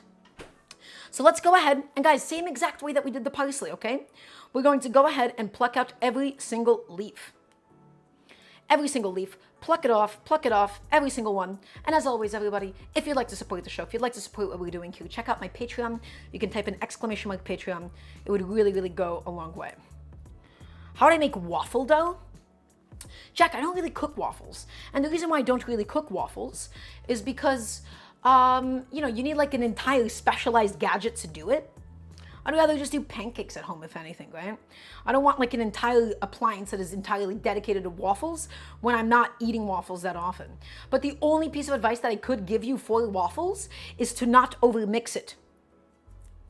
I just don't think it's that, unless you're eating it all the time at home, I don't really think people should be making waffles at home. I'd rather go out for one. Chef, what can I do with crumbly tofu? It's not stable enough for palak. Honestly, in a soup, in a stew, it's okay if it crumbles. That's what I would do. In a soup, in a stew, little bites, little nuggets, it's totally okay. Or stir fry it. That's also really good. Okay, everybody take a look. I have all of my lovely cilantro right here. What do we do, chat? What do we do, my lovely little sous chefs? We do not chop it. We don't crush it, we don't chop it, we don't destroy it. We just slice it. We slice it gently, my friends. So we take our cilantro. We bundle it up in our hands like a little baby bird. Bundle it up and slice it. And we slice it and we slice it. We use the full length of our knife, my friends. And we slice it and we slice it and we slice it and we slice it. Ooh, I think we'll also get some red onion in here. I think that'd be really, really nice. Some paper thin sliced red onions. So guys, just go in there one more time. Just get all the big leaves and we slice it. Beautiful. Taza, you said baby bird number 85, but I would not be surprised if we did this 85 times. So all of this cilantro, all of this parsley, this, my friends, is going to be the garnish for our halloumi today. Or the Turkish grilling cheese, that is. Okie dokie. Let us actually slice up some onion. I'm going to go ahead and get that done just now. So 1 second, please. That didn't quite work out. And we're only going to need like a quarter of a red onion for today. I have a nice little red onion, my friends. Let's go ahead and slice the head of it off. Okay, slice it off. And then we're just gonna go ahead and take one of these halves and cut that into a quarter. Awesome. And that is as much onion as we're going to need for this dish. And my entire idea, guys, I just wanna dress up. I just wanna be able to dress up this cheese. Okay, so we want to slice this onion nice and thin, everybody. Nice and thin, because my goal is not to get a big hit of super pungent red onions. I basically just want to be able to garnish. I want to be able to garnish my cheese with these onions, okay? So let's take the root of it off. And now, I don't want to cut rings of onion, okay? Actually, rings could be nice. Let's do rings. No. Let's do it parallel. We already cut the root off. Let's do it parallel. Everybody, I'm looking for thin slices. Thin slices, okay? We're going to go all the way through with the knife, and we're going to get as thin slices as we are physically able to do so. Because again, this is a garnish. This is a garnish. I don't want a massive chunk of red onion in this. Okay, look at my beautiful slices. Paper thin, my friends. Ooh, grabbed onto it accidentally.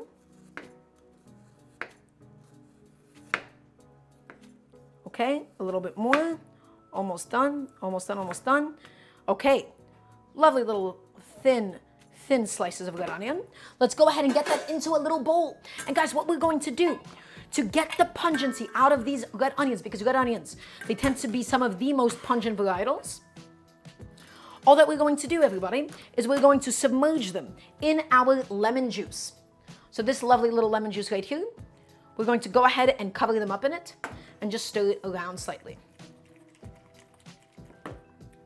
Okay, in this way, we're going to kill a lot of the pungency of those red onions, so they'll be a lot more delicious as a garnish. So, our red onions are done. My parsley and cilantro is done and ready to go as well. I'm gonna go ahead and set both of them aside, set them both behind me.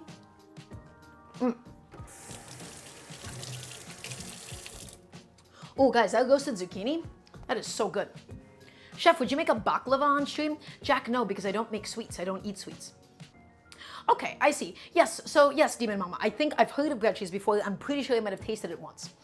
Ooh, guys, this zucchini just baked off with a little bit of salt and olive oil.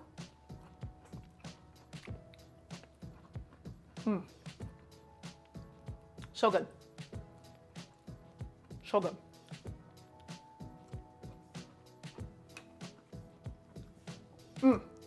Wow. That is lovely. Okay.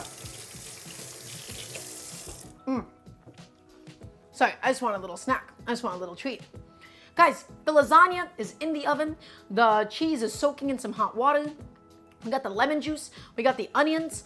I think, you know what I think would be really, really fun? I think I kind of want some za'atar. I kind of want some za'atar. I'm not sure if I'm saying it correctly, but it's really delicious. It's a really citrusy spice blend. I would love to get some of that on top of the halloumi once it's actually cooked. So I'm gonna go ahead and go into my spice cabinet. I'm gonna go ahead and grab some. Oh, I haven't been able to cook with za'atar in quite some time. So I'm just gonna go ahead and have some, and we'll be garnishing the top of it with a little bit of it. And I think that'll be nice, right? I think that'll be nice and pleasant. This, oh, beautiful. This is za'atar, my friends. Take a little taste of it.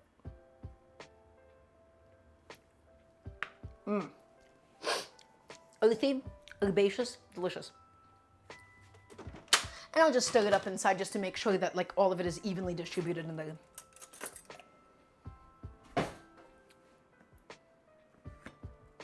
Oop. Oh yeah, it's nice and citrusy. It's lovely. Really, really delicious. Okay, and this I'm just gonna go ahead and set behind me. What is it? I'm pretty sure za'atar is a spice blend. I don't get to cook. I don't get to eat with za'atar a little bit too often. I'm fairly certain it is just a spice blend. And specifically the thing that distinguishes it is it's really, really citrusy. It has that really citrusy, it's really earthy. It's really, really delicious. Okay, so I'm trying to think. What else do I want for this halloumi today? We got the onions going. I kind of want some olives. I kind of want to garnish it with a couple of olives. Guys, I have these lovely little Kalamata olives here. So let's just go ahead and get some of those just chopped up and ready to go. And we'll just be dressing up the halloumi with all of this stuff, okay? So we're a little all over the place taste-wise and culture-wise, but that's okay. That's a part of home cooking sometimes too, my friends. Okay? And the lasagna has about 11 minutes left on it before we can go ahead and take a look inside, take the top off and put it back on in. So let's go ahead and chop up a couple of these lovely little olives that I have here. Just a few of them, not too many. I don't want it to overpower the taste of the cheese. It's gonna have plenty of salt on it as it is. Okay, just like that. And guys, the way, I don't have an olive coil, I don't have like a way to get it out. So all I do is I just give them a little squish. And when you give them a little squish, you're just able to go ahead and take the coil, the pits out of every single one of my olives, because we do not want to bite into any olive pits. Okay? I believe these are some Kalamata olives that I have here. Got them at my local Turkish store. Okay? Take them, just get the coils out, especially when they're really, really soft olives. It's really easy to do that with them. All of the coils are officially out, and all that we're going to do, guys, is just give them a little chopping session. Just all the way through, and just make sure we have no massive chunks of olive or anything. There you go. And I'm gonna get that transferred over into a little condiment bowl and get that ready for serving. So that is all of the accoutrement, that is all of the dressing, that is all of the seasoning that we are going to need for my cheese today. And so in just a moment's time, we're going to get to actually cooking it. Chef, do you watch football? Jack, not in the slightest. I don't watch any sports. So good. Just got a little bit of leftover cheese. Also just gonna throw this into the dishwasher while I have a second of time. I'm no longer gonna need my cutting board for anything else today. Let's go ahead and get rid of that. Everybody, we're in the final cooking stages. We are in the final stages. We're in the final steps. We have so little left to do. In 9 minutes time, the lasagna comes out of the oven. We take the cover off of it, and then we let it cook in a little bit more. I'm going to take my towel. I'm gonna wipe down my station. I'm gonna keep everything nice and clean as we go, everybody. And then, because of the fact that my cheese has now properly soaked, we can just go ahead and dry it off slightly, and then we'll cook it. We'll cook it, we'll make it pretty. This is not normally the kind of food that I do at home because it's not very reheatable or anything. It's just gonna be pretty to look at and, you know, just be really nice to eat in the moment. So not ideal home food, but just something a little fancier. So once again, everybody, I have a mixture of cilantro and parsley. I have these excellent red onions just soaking in some lemon juice so that we kill some of that pungency from them. I have this incredible Turkish grilling cheese that has been soaking in water. Okay, and we're gonna be pan frying this in a little bit of olive oil. In 8 minutes time, my lasagna comes out of the oven. We take off the cover, okay? It's gonna be amazing. And then we're also gonna garnish it with some olives, with some za'atar. It's going to be really, really delicious today. Are you excited? I'm excited too. Whew. Do we crush the onions? No, Velvet, we do not. We have no need to crush these onions. I'm just mixing them up in the lemon juice, and again, we're just doing this so that we get to go ahead and kill some of the pungency from them. Although, actually, za'atar onions are a very typical condiment, I feel like. Why can't we just add in some za'atar directly into the onions? Why don't we just do that? Let's go ahead and just get some of that sprinkled on directly on top. Yeah, that'll be great. That'll be delicious. A little bit more even.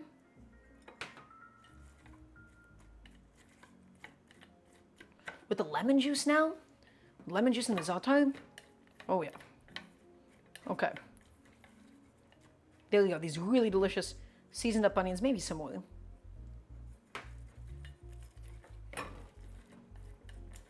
Okay. How does that look and how does that specifically, more importantly, how does it taste? So good. That's so flavorful now. I love it. Okay, and now all that we're going to need to do, we need to go ahead and get the cheese out, and we gotta go ahead and dry that off on a little plate over some towels. We gotta get all of that liquid off of them. So I'm gonna go ahead and just dump this into the sink. Hopefully not my cheese in the sink. I almost dropped one of them, but then I caught it. That is perfect. Okay, and let's get some towels down. There you go. Oh yeah, I think sumac onions, right? That's like the traditional condiment, not za'atar. I think I might have mixed it up a little bit. Okay, there you go. And again, we don't want this cheese to be too wet, everybody, because it is just going to go in a hot pan.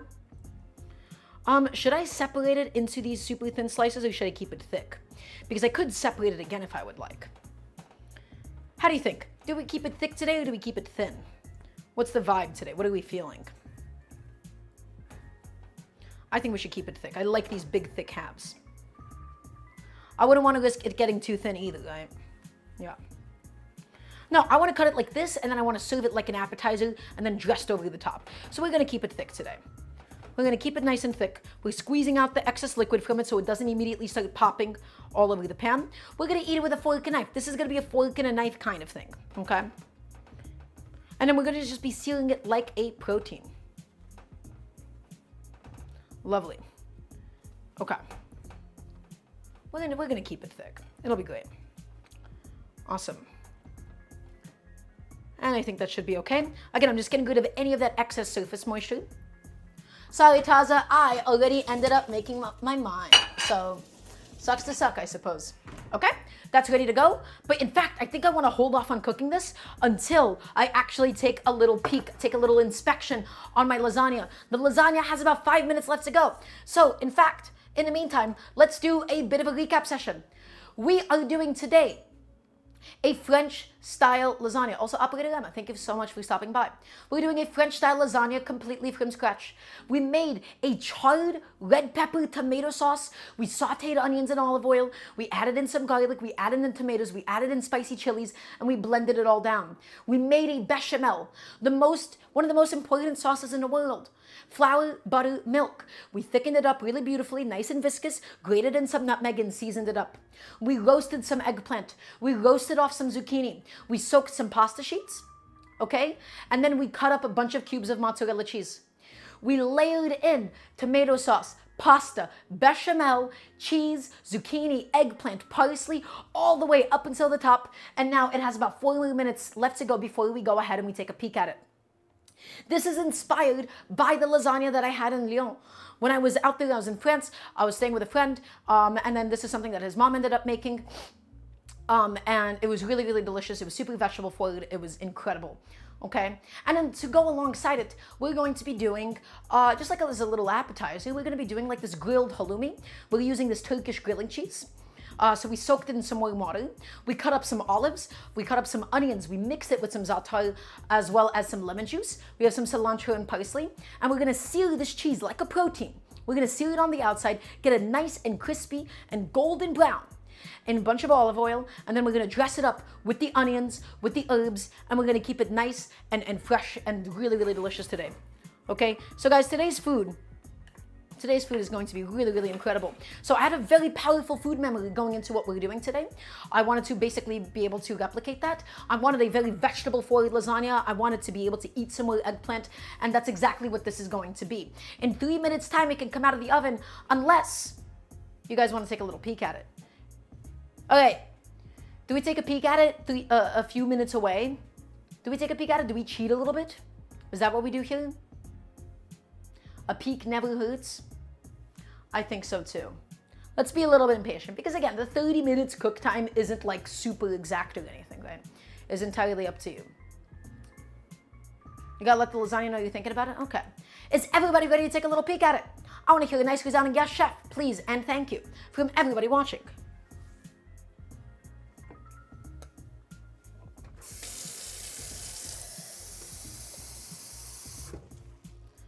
From everybody, and I mean from absolutely everybody, every single last one of you. Okay, let's go ahead. I'm gonna take it out of the oven. We're gonna switch the camera, and then we will see just how well it ended up coming out. And it's not done, because we've got to take off the cover. We still gotta let it bake for another 10 minutes or so after we take the cover off. So I'm gonna go ahead and do the justice, do the deed, take it out of the oven a little bit earlier, so a little sacrilegious, but that's okay. Gorgeous. Okay, let's head to the stove and let's go ahead and just peel off the foil. We're uncovering it, we're opening it up, and we're revealing all of the stuck cheese on top, but we're revealing this really, really beautiful, perfect lasagna. Right here, my friends. But it's not done. She is not done baking yet because she needs to go back on in, and the top needs to get bubbly and the top needs to get golden. So that's going to be about another 10 minutes of cook time. We're going to release some of the excess liquid. You can see how moist it is. Thank goodness we pre-roasted the vegetables, because if we put the vegetables in as is, it would have ended up so soggy. It would have ended up so utterly wet. Okay? And that is not what we want in lasagna. We want a creamy, cheesy lasagna, my friends. We don't want it soggy. So it's not done quite yet. It's not done, but it will be in just a second. So I'm gonna go ahead and just get my towels back on. I'm gonna go ahead and just put this back on into the oven and let it go. Let it finish the job. Let it get nice and golden brown for about 5 to 10 minutes or so. It should not take too long. So setting the timer, I'm gonna put a timer for 5 minutes because again, we don't wanna burn the cheese, everybody. We don't wanna burn it. Is oregano a garnish bad? No, but I like cooking with oregano. And so the raw oregano might be a little unpleasant for my taste at least. So we're going to begin by sealing off my halloumi, my Turkish grilling cheese rather. As always, when we're heating up a pan, okay, even when we're getting it hot, we heat it up slowly, everybody. We heat it up slowly over a medium heat. You blast it with a high heat, and you're going to end up developing hot spots and cool spots. So we heat it up slowly over a long period of time on a medium-low heat. High heat for 1 minute is going to cause hot spots and cool spots. Low heat for 4 minutes, for 5 minutes, that is exactly what you need. Okay, and in the meantime, I'm just going to go ahead and continue just to put things away, put things into the dishwasher, get rid of stuff for later on, and then we'll be sealing off my lovely cheese, dressing it up, making it all nice and pretty. Okay, what else could I put away in the meantime? I see that I have this little lemon. I have no use for this lemon, so into the fridge it goes because we have all of the lemon juice we could possibly want. In fact, you know what time it is? I think it's time for us to have a little glass of milk. And if you don't have a glass of milk with you at the moment, you are making a great mistake. So, Audio Murphy, some people do that. Some people do actually heat them up in the oven, specifically for cast iron. Let's get a little glass of milk going. Let's have a little treat. I love milk. Chef, does tea work? I suppose. Tea will be okay, but milk, that's ideal.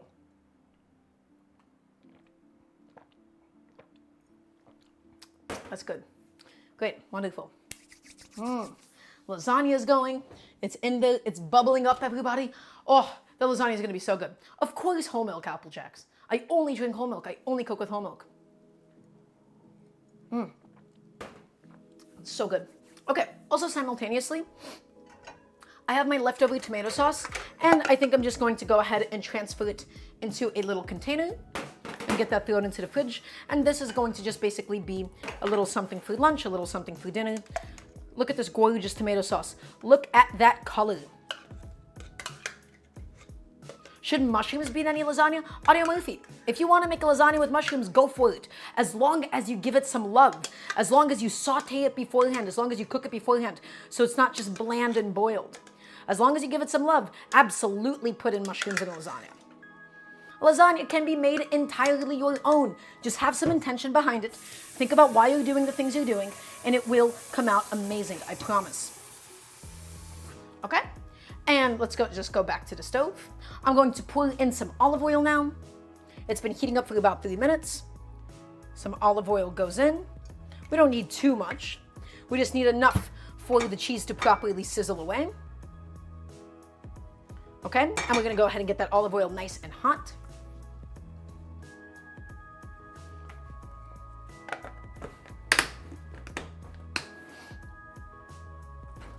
Okie dokie. That's all ready to go. The oil is heating up. We're gonna get it nice and hot. And this is why you wanna make sure that your cheese is thoroughly dried, everybody, because if it's not thoroughly dried, you're going to end up getting it splashing all over the place. I just wanna look at my lasagna and make sure that she's doing okay, that she's not burning up or anything. She looks perfect at the moment. Just a few more minutes. Just made my own roasted red pepper hummus. Oh, Nikopi, that sounds delicious. Okay.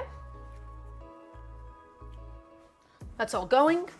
That's just about ready to go. My olive oil is soon gonna be hot enough. We'll inspect the lasagna again. I'm really, really excited for this today. Everything is just going to come out delicious. I know it. Ooh, that is bubbling. That looks golden. That looks so good. I might need to rotate my little lasagna though. And it's not little. That thing is dense. That thing is tall and it is dense.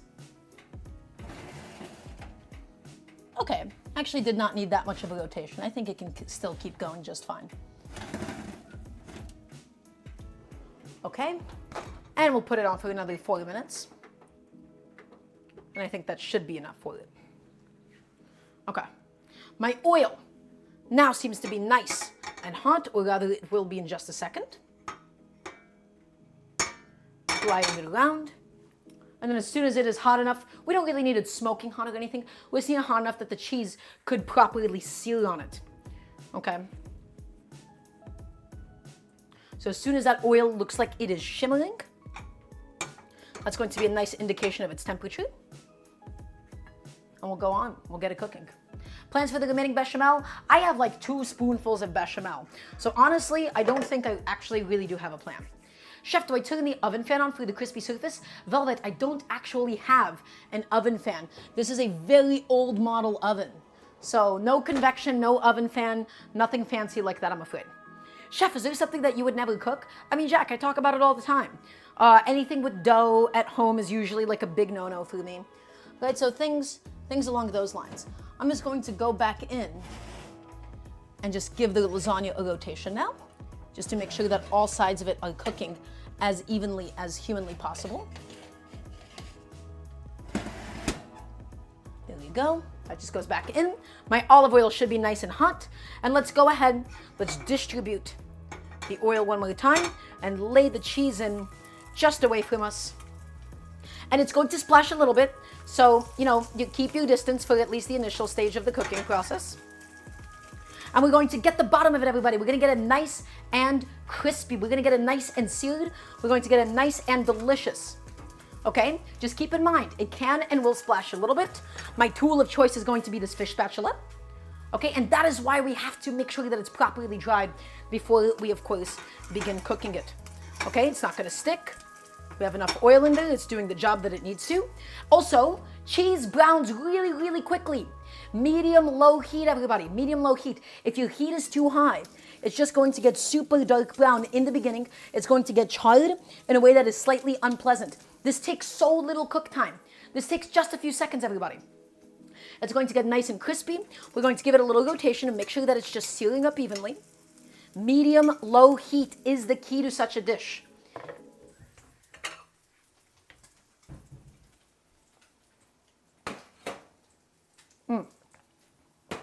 Medium-low heat, and inspect it often. We're inspecting it often. We're not really leaving it alone by itself. You leave it alone by itself, and the bottom of it is just going to end up burning. So look at that beautiful golden brown surface, my friends. Any longer, and it would have ended up becoming burnt. That's exactly what I'm looking for. Look at that golden brown. Look at that crust. Nice and crispy on the outside. Nice and just moist and soft on the inside. I love grilling cheese. I love it. And I think everybody should too. And it's just going to take a few more seconds, guys. It's not going to take that much longer. Just to get that other side nice and crispy as well. Medium-low heat to get the whole thing, cooked through. Hello, chef. Is that a grilled cheese?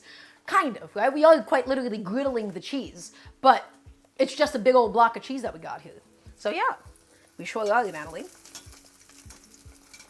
Okie dokie. Let's go ahead and inspect the bottom one more time. Okay, it's still not where it needs to be. So just give it a little bit more time. We're rotating again to ensure that we have that even crust developed. Okay, even crust. Getting it there, getting it happening. I'm, again, just keeping an eye on that lasagna. Guys, that lasagna looks gorgeous. It looks beautiful. We might even broil it a little bit.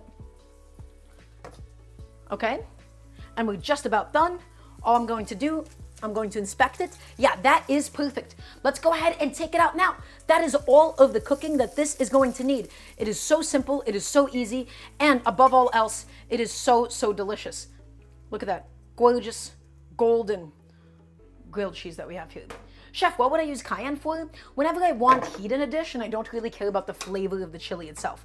I do normally abstain from using cayenne just because it's spicy and nothing else. So guys, look, I want you all to look. Look at this incredible crispy cheese. It really does just cook up like a piece of tofu, doesn't it?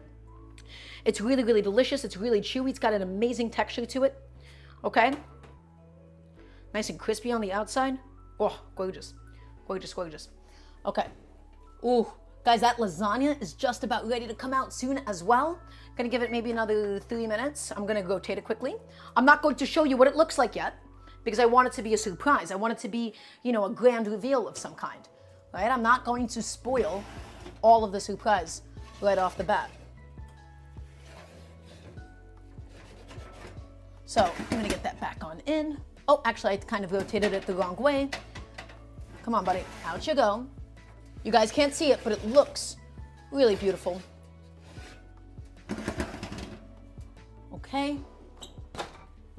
a few more minutes. Just keep it going, keep it cooking. All right. So let's figure out how to actually dress this thing, because I just wanted to make it pretty. I just wanted to make it nice today. Sometimes I do stuff like this, right? So let's go ahead and dress this up with some olives. I have my chopped up olives. Just gonna go ahead and just dot that around. And it's the least pretty component, so I'm just going to make sure that it's like kind of closest to the bottom. Okay? Bunch of olives chopped up. And now let's go in with my lovely red onions and za'atar and lemon juice. All of it on just like this. Again, I don't really know what I'm doing with this plating entirely. I just wanted to make it look nice.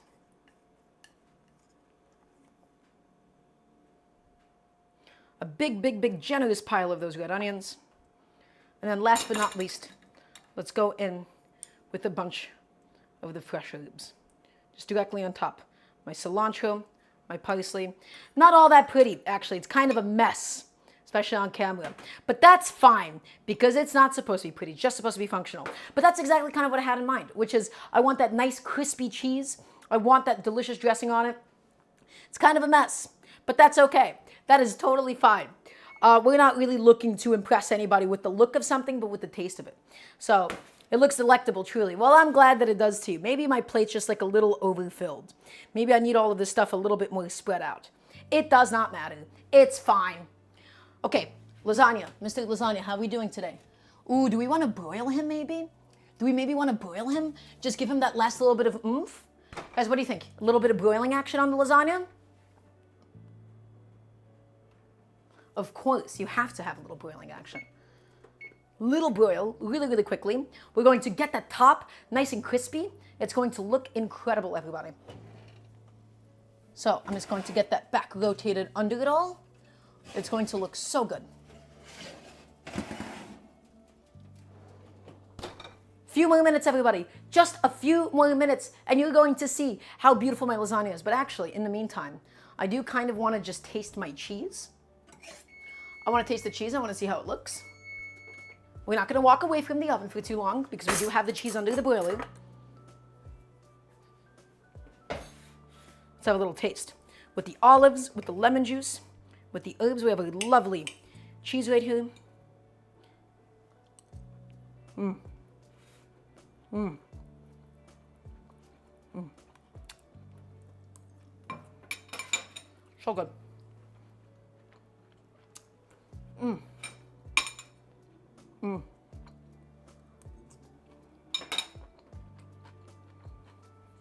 That's great. That's so good. Mmm. The olives, the onions, the cheese. The cheese is like, it's almost like cheese curds. It's so squeaky. Mmm. That is so good. That is perfect. Okay, everybody, you know what time it is? I think it's just about time for us to pull the lasagna. It's almost ready. It's almost done. What was the sauce again? It was just za'atar, onions, and lemon juice. We're about to pull out Mr. Lasagna, and he looks gorgeous. A little bit more boiling time. Just a few seconds longer, and then it'll be perfect. It'll be exactly what I was looking for. Just a few seconds, just a few seconds. I'm gonna have another bite of this while we wait. Mmm. Mmm. That was really good. Mmm. Okay. Good? Great? Excellent. I think it's time. Everybody, I think it is time for the great reveal of the lasagna that you and I together have worked so hard to build. Are you all ready? I want to hear a yes, chef, from everybody watching. Every single last person here, I need to hear a yes, chef, from all of you. Because we have this gorgeous lasagna coming our way. Oof. Bubbly and golden brown and nice and charred and crispy on top. Full of sauce, full of bechamel, full of vegetables. That is a gorgeous looking lasagna, I think. I think that does look quite good at the moment. We got the cheese nicely brown, nice and charred, the pasta nice and crispy. And now, ideally, you would want to let that cool. You would want to let that cool for at least a good while. But I kind of want to cut into it immediately. I kind of want to just go in. Just going to use my fish spatula. Same exact one as before. This is a bad idea to come to it hot. Also, breadworms good. Welcome on in. Guys, we just finished. We just made a lasagna. But look at the lasagna that we just made. Welcome on in. It's lovely to have all of you. Look at my gorgeous lasagna. All of the layers, all of the zucchini, all of the pasta, all of the eggplant, that homemade sauce, that bechamel, everything in this lasagna was made from scratch.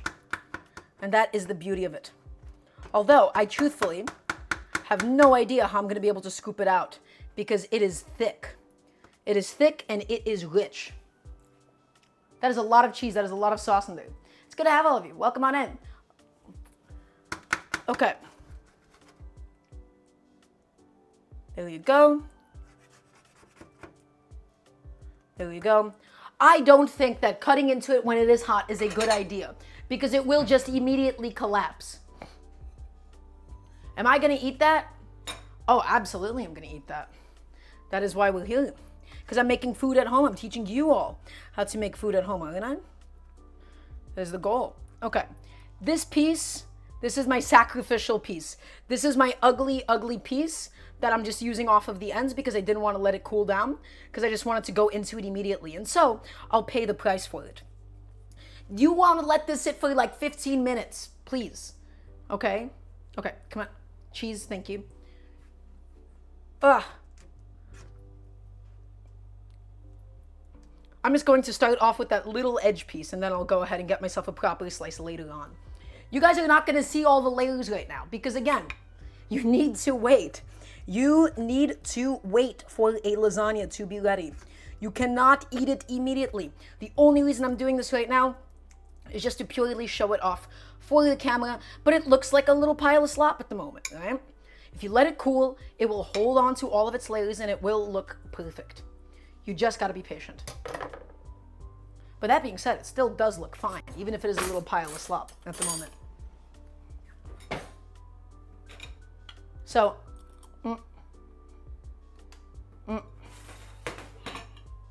right? So, you know, it's kind of falling apart because again, don't slice into it when it's hot. Slice into it when it's hot and it's going to completely collapse and completely and utterly fall apart. But all of that homemade sauce, the pasta, the eggplant and the zucchini and all that cheese and the homemade bechamel. Oh my God. It's so good. Oh, that is so good. That is perfect. Now, it looks beautiful at the moment just because, you know, the pan looks beautiful. This plate right now is a little bit of a disaster. But we made a homemade bechamel. We loaded it with mozzarella cheese. We roasted eggplant and zucchini. We made our own delicious spicy tomato sauce, everybody. It's full of vegetables. That is perfect. That is so, so good. Let's get the pasta.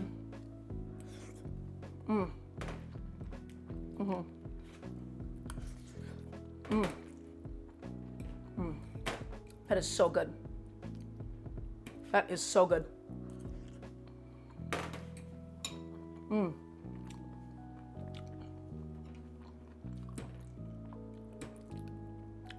The eggplant is just perfectly cooked, nice and soft.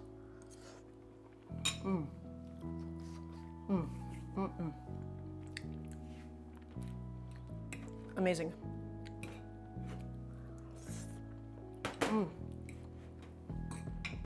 And that's it. That's what we did today.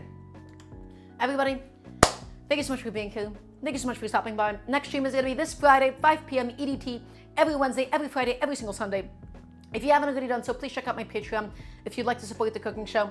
Thank you all for being here. Thank you all. I hope you all have a really good rest of your night. I will see you all once again in just 2 days' time, this Friday, 5 p.m. EDT. Thank you, everybody. Thank you so much for all the grades. Thank you so much for all of the support. Thank you so much for all of the love. It was good to see so many new faces. It was good to see so many new names. I'm going to head out. Got a whole kitchen to clean. Made a lot of dirty dishes tonight. Once again, check out the Patreon if you haven't already done so. Glucy, thank you so much for the gifted sub once again. And I will see you all really, really shortly. Take care and